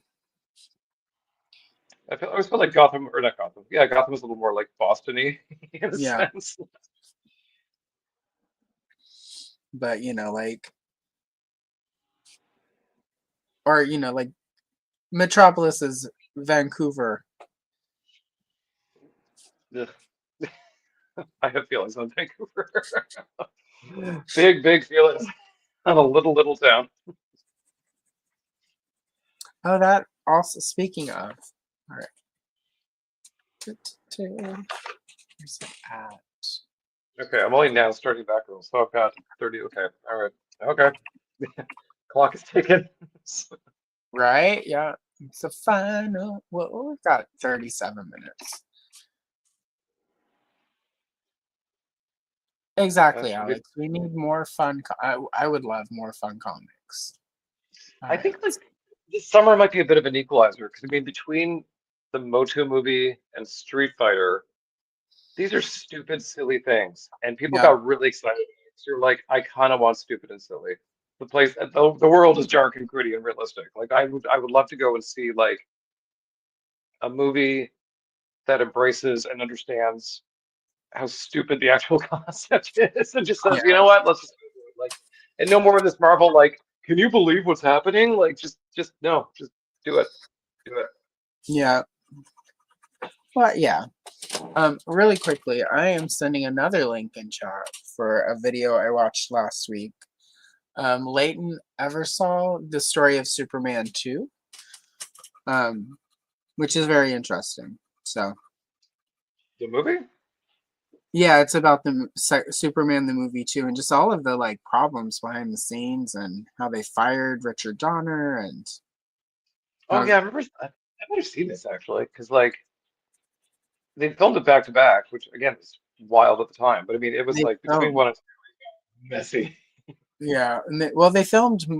They basically filmed one movie and then decided to split it into two, How's that it? and then they needed to do reshoots to make a second movie work, and kind of fired Richard Donner.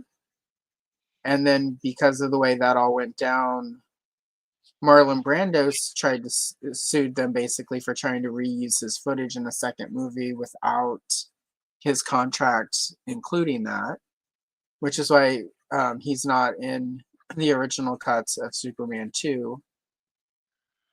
And they also tried to screw like Margot Kidder out of money. And they tried to make Christopher Reeve, they tried to screw up Christopher Reeve's schedule with Somewhere in Time by making him come back to the set before he was done.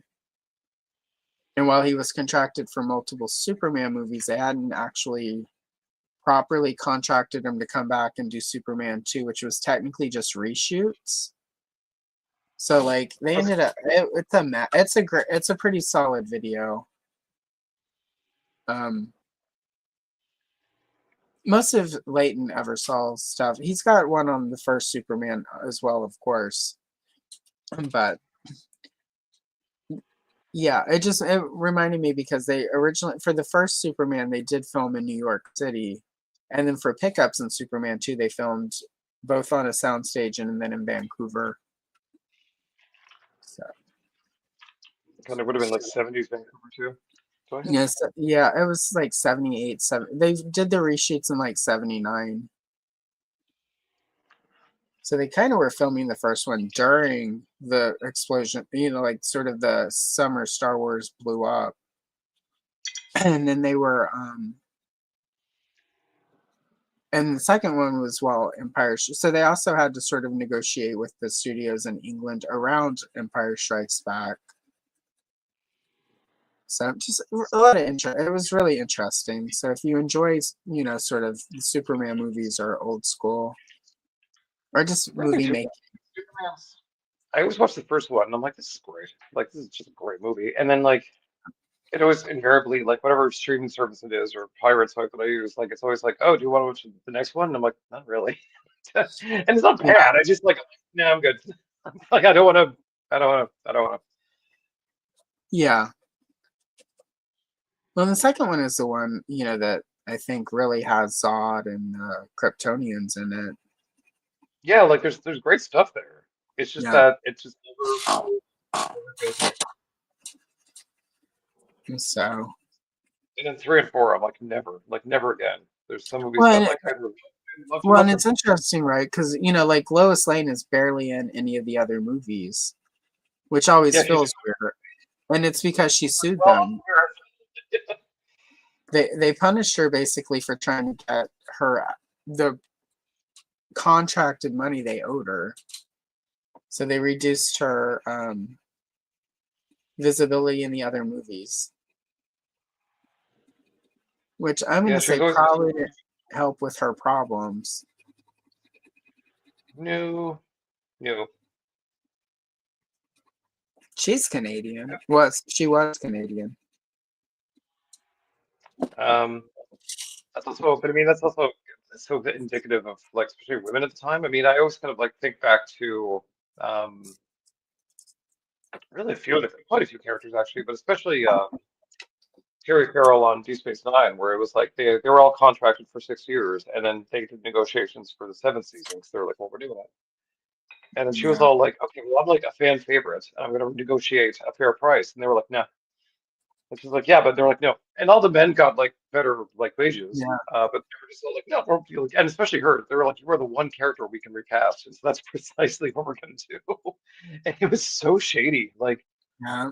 especially the 11th hour. You're like, there's one season, like give her like, God, Yeah, right. Yeah, in general, it's just all I don't, and it's like, and through Hollywood accounting, like we lost so much money on these movies. It's like you did not lose money on these movies. no, and also like you don't really seem to care that much when things are going good. So I don't know where Yeah. this sudden concern is. Like, Well, perfect example is the Scream movies. When they went to do like Scream 6, they couldn't afford to pay Nev Campbell what she was asking for. mhm. And then whenever they had all the issues with firing Melissa Barrera and Jenna Ortega left, suddenly they were able to produce like her asking, and she upped her asking price as well. Because at That's good that for you. point they had to have her to make the movie Yeah. work, and it doesn't work. I went and saw it. It's a very flawed movie, and there's a lot. You can very much tell they threw it together in a panic. They should have given it another 6 or 8 months and a couple more rewrites. I feel like yeah, people are saying the script like it's kind of like just baked in like the last at least last half of it's kind of like and that's I mean most movies nowadays we're like maybe do a second draft. Maybe. Um Well, they were like, we've got this release date, we need to have it. Well, then maybe don't fire the main actress for it because Also they move release dates all the time, depending on what the other studios are doing. So like it's all these excuses are so stupid. But it's like I don't Scream's one of those it's like a lot of things. It's sort of like Nightmare on Elm Street or Jason. Like yeah, I just don't I tend to watch the first one and then I'm like, sounds great. I'm good. And there's good sequels. I just don't care. yeah, And Scream's like, I'm like you nailed it. Like yeah, nailed it. You nailed what it was at the time, yeah. which was a send off of 70s horror movies. I didn't need a bunch more. I kind of do, like, but I've also seen every Scream opening weekend at a theater, even the one that came out during lockdown, or like in that hazy in between. Oh No, yeah. that was my first post lockdown movie. It's just I don't know. I like the series, like and like if they do Scream 8, I'll go. Um, I, because I'm also like there were so many extenuating circumstances. This is also the current studio in charge of it, but it's not the final studio in charge of it. Yeah, that might change again by the end of the year. Like it's Yeah, because wild. the rights on Scream are weird because it's both Wes Craven and Kevin Williamson, so like it's not.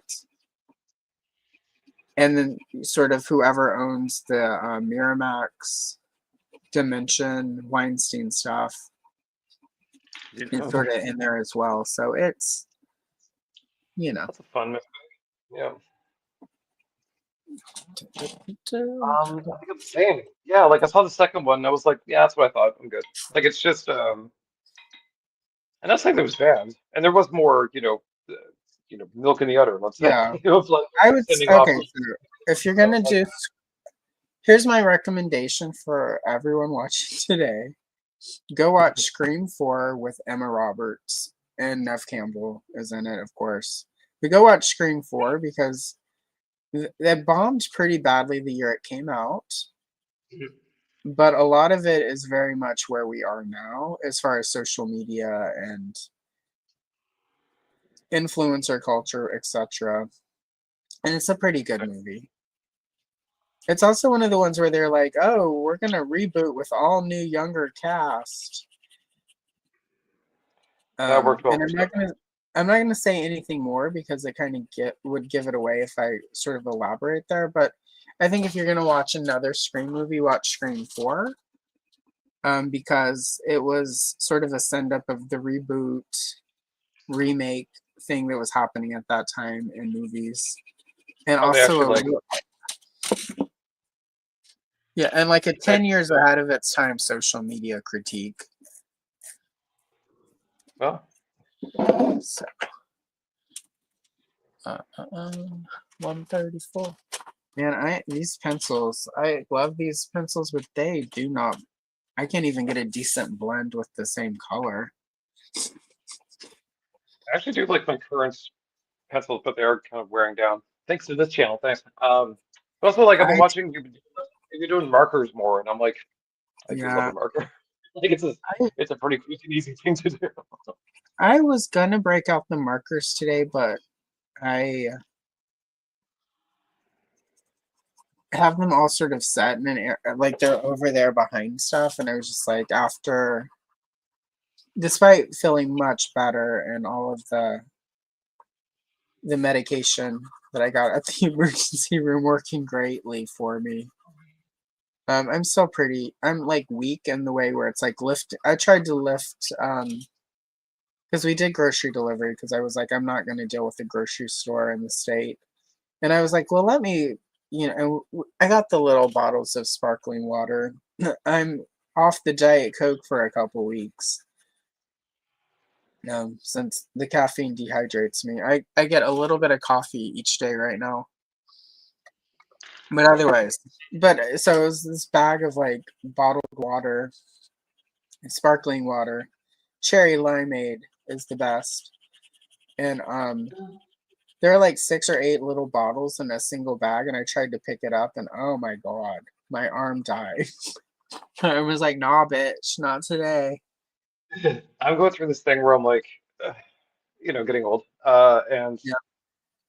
they're like, oh, all my muscle friends are like, oh, Pride's coming, you gotta, gotta fix some things before then. And I'm like, sure. But yeah, Mhm. all of them, including my doctor, are like, maybe drink water. And I was like, that's not, can we not drink water? Like, I don't know. It's just not for me. Yeah, I've been. Well, like when we did the cavalcade the other night. I didn't drink anything. I had like a water that had like a raspberry You were also electrolyte. quietly in the background. We were like, is she okay? I was not okay. Spoiler alert, I was not okay. There's like Arrested Development voice. Allison's not okay. Yeah, no, I was not. But also, it was a thing where it's like if I hadn't have jumped on, I would have just been miserable, feeling miserable, stressed and miserable. Um, Going back and forth with whether or not I should go to the ER or not. And then I went, and everything is better. Always go to the ER. Um, I even wrote down like in the notebook in my purse that I carry. I was like, it's better to be overreacting and have to worry about how to pay that bill later than dead. And I was like, yeah. That's also something I don't really, I don't think about, and that's it's my privilege, it's my Canadian privilege Yeah, talking. right. But like, I'm just like, hey, like I pay Yeah. already. I pay every day I go to the store. It's paid Well, for. Like, yeah, and I went to I went to the pharmacy to get my prescription, and I was at the counter for like 20-ish minutes. Well, the girl there kept doing stuff, and she was like, "I'm sorry it's taking so long." And she's like, "They're just trying to charge you a lot for this prescription, and I'm trying to get the price down for you." And I'm thinking, God, this must be like $1,000, which is, a lot. And I was like, well, how much is it? And she's like, well, after the 2 discounts I can find that I can give you, it's $51. And I'm like, just that's fine. I'm like, yeah, that's like what I it's expected. you're like I would pay $50 not to be here. So like, And she looked at me and she's like, oh, she's like, okay, well then that's, but we also live in an area with a lot of sort of low income worth. families. So like, yeah, Oh, you're more generous than I yeah, am. of course. The poorest. But so so it's and we're not far from a reservation. So and a Really? lot of them use the pharmacy. So a lot of the citizens of the reservation. Let me rephrase that so it doesn't sound like I'm doing it those people. Like the people who live on the reservation, the natives, the indigenous people also use this. So it's just like they're. And it's not like a hit of $51 I wasn't expecting. I don't, like I'm not that rich. I mean, I'm Yeah, I not, mean, if it wasn't that, I'd be like, I need this, and you need to help me. But if it's $50, like I'm at that age and Yeah, tax I was expecting it to be $50, right? Yeah, like I'm rich enough that I can buy groceries and only that's sweat it a little bit when I'm waiting for the total, and I can pay the electric bill, the phone bill, and the water bill every month, yeah, and yeah. keep my phone on, and As of last month, I could pay my bills and yeah. nothing else. This month, Uh we'll oh, see. Andrew, right toward the end, we've got a Kenzo. Bring out the olive. Bring out the olive. Bring out the olive. And enough champagne to fill the Nile. I was just gonna walk off. Just leave. And mint with carb. Brace yourself, Andrew. Uh, Thank you, Alex. I'm glad I'm better now too. I'm still picking bits. I just found the adhesive of the little things they put on your chest. I've scrubbed for 2 days straight trying to get it all, and I keep finding little bits of. And then it's like I'm reminded of the time I was on the public bus, and this lady with no filter got on, not me. There were two women with no filter on the bus that day, and this guy starts talking to her, and she just looks at him. She's like, "You look sticky." damn. I've never in the entire bus lose it and start laughing so hard. That's a good one actually. Yeah, right? And I'm sitting here like right now. It's like I feel sticky because these little bits of it. I took the Mommy Dear scouring pad last night. Thank you. Thank you. I'm glad I am too. I've Yeah, been I'm glad you struggling for a couple months. The part I will share with everyone, it was bronchitis, and apparently I've had it since like November. So all the weird sickness, just bronchitis. So, and that's something that with a little medication and rest to help me sleep, I will quickly bounce back from in the next few weeks. So, faster if I had gone to a doctor sooner, God forbid. or if I hadn't got the killer flu. Like it's sort of it was one, I let it linger, and two, I got that nasty flu. And Yeah, it I'm sounds like a lucky, bit of a first time history of anything. and I'm lucky that even with this sort of thing going on, that the killer flu took 2 or 3 days. Like it cycled through really quick, and considering how bronchitis wears you down, I'm taking this as a win. Like, and I'm not gonna die. I mean, eventually we all die, but this isn't gonna kill me. And it was like I was just like, okay, I feel better now. I was writing a will, y'all. There is that video I recorded. Like, if you're watching this, I'm dead. I am. I should do And that. last week was your last real content. And I want to be like really petty about it. I'm like, all these action figures back here, you need to pack them up and bury them with me. So you got to figure that out. Well, it's This is funny my because last will. as we were getting ready to go, Matt was like, "You need to write something down. I don't know what to do with your collectibles." He's like, "I don't want to get ripped off if I sell them on eBay." I'm like, "Oh, you're not gonna sell them." You're like, you're gonna melt them He's like, down. well, and he was like, "No, not right away." I'm like, "Oh no, never. They will die with you." Yeah. I won't mummify my corpse, put it in my studio, and then just have them bury the house with us both and all the cats as mummies. Well, I'm also very like surprised by it, very atheistic. So like part of me is like, throw me in a hole. Just let the Right? birds take me. Like I don't care. I don't Let care. the birds, The birds, the let them birds. have me. Let the lesbians have me. Just dip me in honey and let me go. They'll show up with a U-Haul and birds.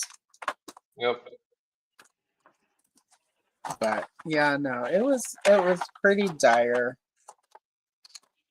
But I'm better and getting better every day. And now that I can sleep, I feel way more solid. And I can breathe out of both nostrils, you guys. I Well, also cannot. like Oh, sorry. breathing and eating are kind of fun. It's a fun thing to do. They're not bad. Yeah. Oh my god. Yeah, I made for dinner Thursday, the day we did the cavalcade. I took a giant French bread loaf, I cut it in half and then cut it into fours. and then did like a tablespoon of Alfredo on each, and then put some baked chicken strips, some parm, and then for mine I put spinach and green olives, and then baked them. And these are delightful, and I felt so bad. It's like eating that. I ended up having to eat oatmeal, you guys, I with nothing in it. It was just a bowl of oatmeal. And so Friday, after I get back from the ER and I take the first dose of the medicine, within 30 minutes, my stomach is like, "Hey, bitch, we have not really had anything in 48 hours." And I'm gonna tell you, not only did I taste things I haven't tasted in a while. I'm like, oh man, I have been sick for a while. But it was so good. Like after you haven't eaten in 2 or 3 days, food is so yeah. good. So You don't need to go to a desert island to learn that. yeah, no. I was hungry enough I could eat at Arby's. Ugh. I need to get that clip of The Simpsons and make that a clip for this show. I'm so hungry I could eat at Arby's. Oh my god, you're really hungry.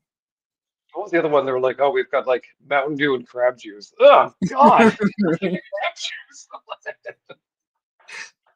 My aunt has in her house, she has the Clamato in a can, but it's the beer kind. It's the Clamato beer. Oh. So it's Budweiser flavored like tomato and clam juice. And she will drink that. And yet Oh God, like she likes to talk about how low class the rest of the family. I'm like, ma'am. you're dragging us. You're taking the bell curve down with you. Right. Just because you have a 4-year degree in finance Don't make it classic. and get facelifts and have veneer. She's like she just turned, she's like 71 now. And she has had dental implants. So when she smiles, as you get older and your head shrinks and your lips get bigger and your nose gets bigger. So when she smiles now, it's these big, it looks like the Joker chattery teeth when she smiles. Anyway, if you're watching this, my dear aunt, it's not anything I haven't said to your face. Yeah, like you're like, you know this. Don't pretend you don't. She knows. But yeah, she's got the big giant teeth. But yeah, she always pretends she's fancier than the rest of us, and yeah, drinks Budweiser Clamato.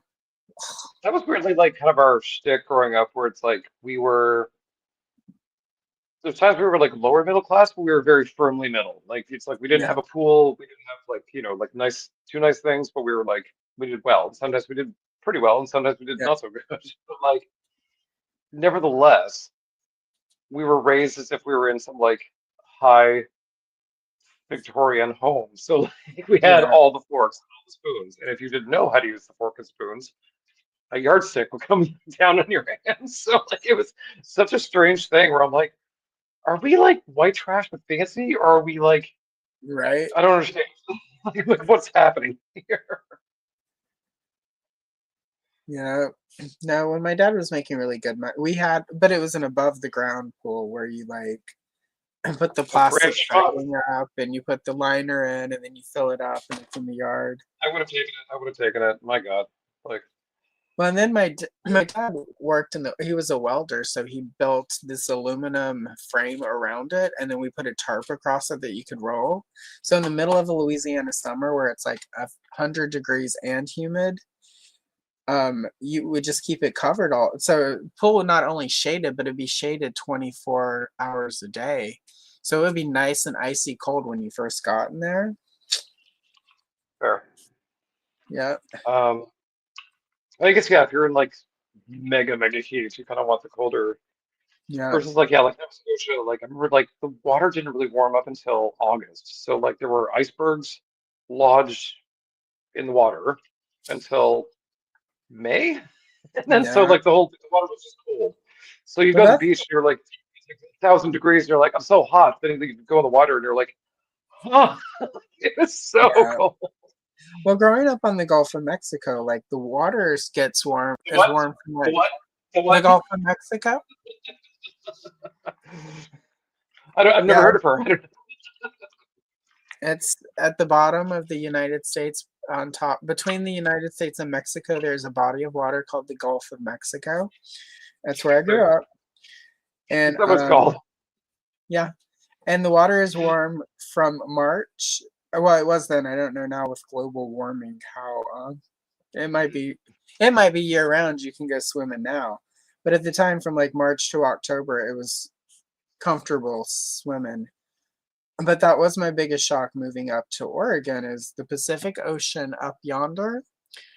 It was the first time I got to go to the ocean. It was August. It was like 110 degrees. It was one of the rare hot days we would get up here. And my dumb ass goes running into the ocean like, "Oh my god." Nope. It was like polar bear ice swimming. Like it was so cold that I screamed. Yeah, My friends were like, we "It's do never warm." water. No, we got like warm-ish water, like pea warm, like probably August in Nova Scotia. And but the problem being like suddenly like all the jellyfish and sharks would come swarming in, and we're like, oh, fun. Like, it's like maybe I prefer the cold after all.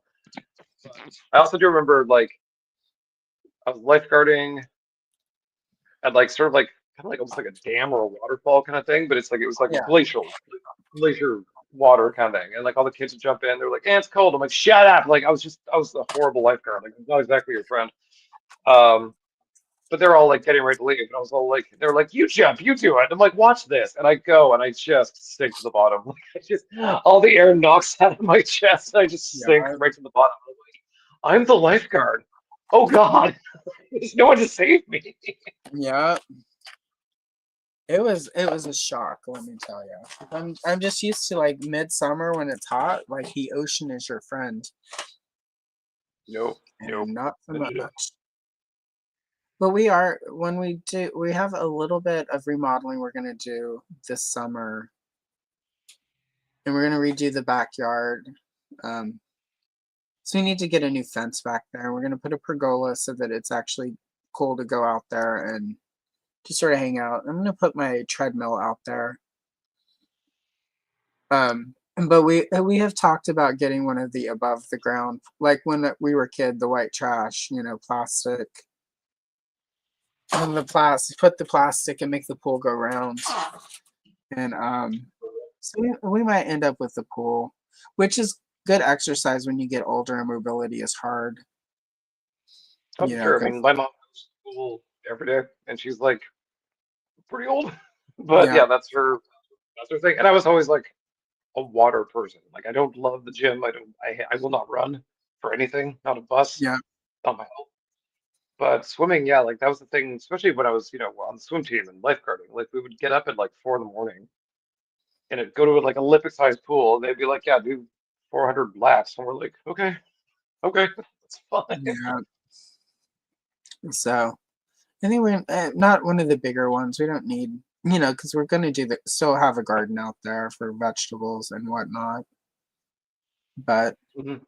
did a couple things so that we can be more health motivated and not have to require a gym membership.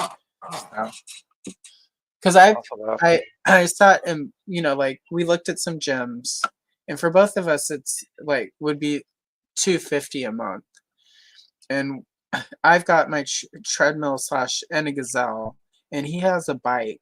So between what we already have, and what it would cost to put a pergola out there, um, and Yeah. get sort of a smaller pool, like it's the cost of gym membership for a year and a half, but after that it's paid for.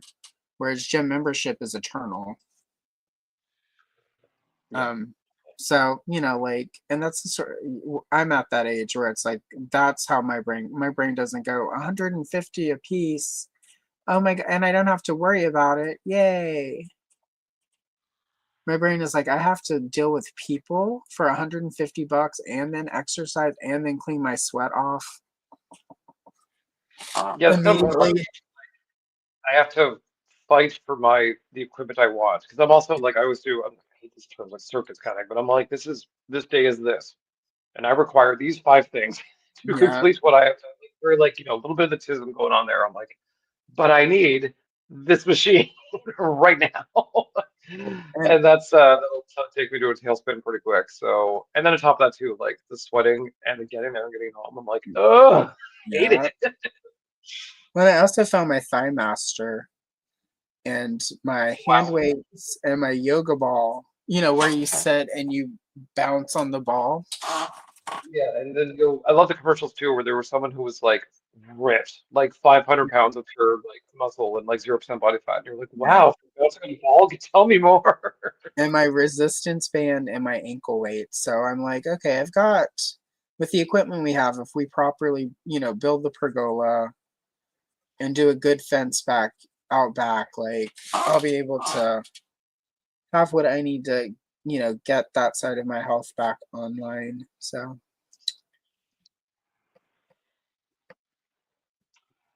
yeah, I don't know. As it, and really quick, Kenzo, no, it's not. You just don't have a lot of options. I do not have the shake weights. I do have math though, so I can get that exercise if I need it. Ooh, I mean, let's be honest with that. that's more. Right.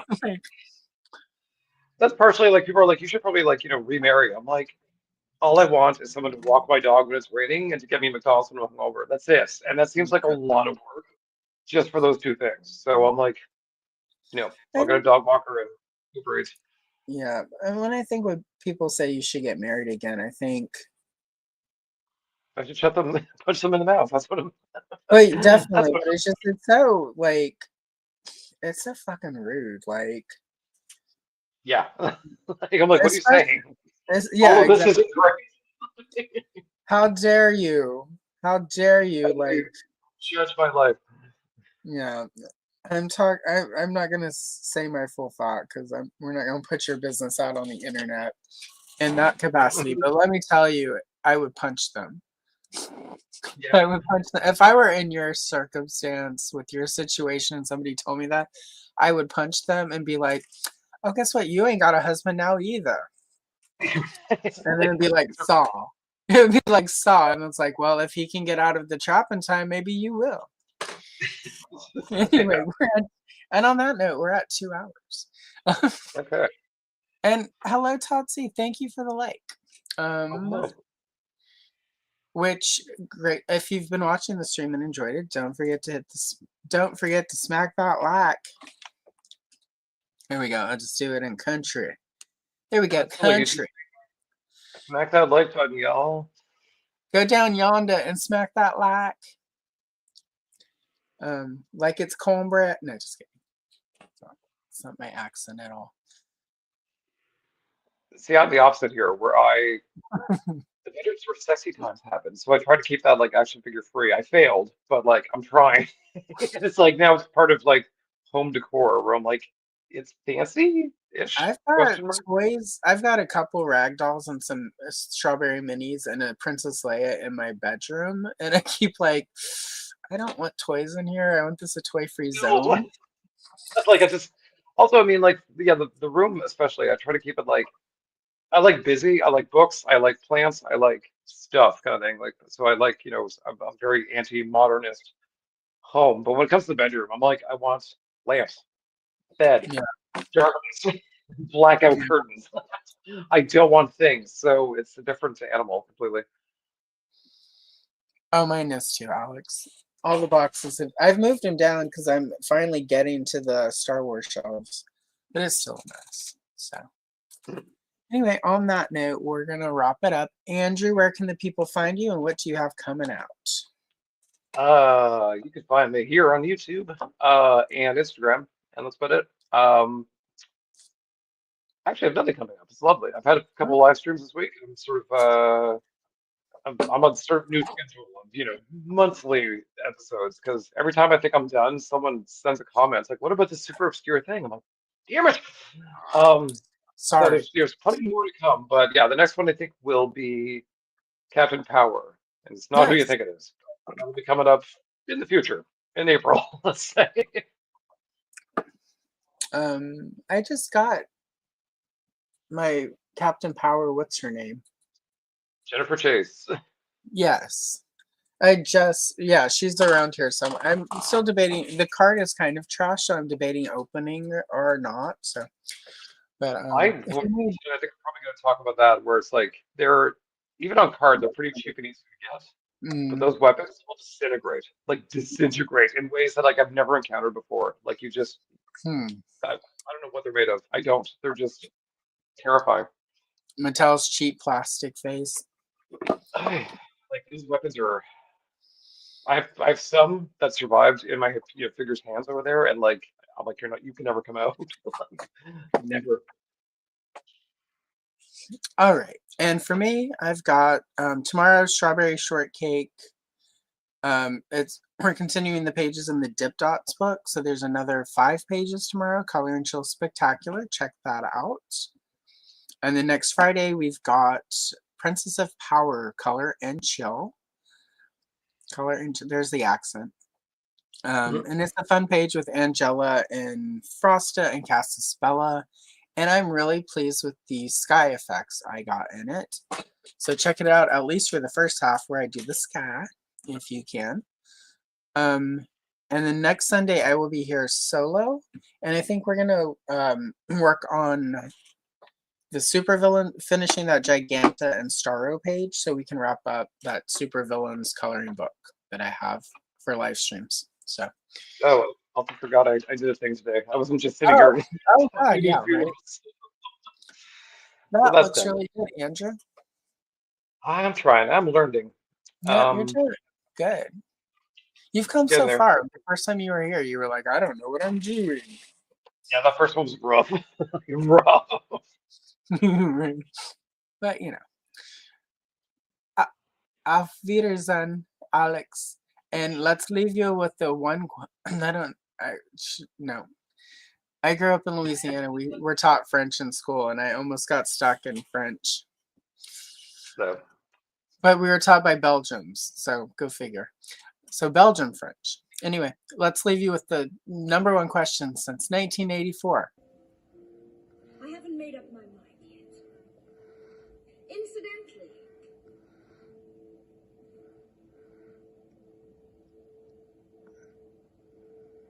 which one of you bitches is my mother?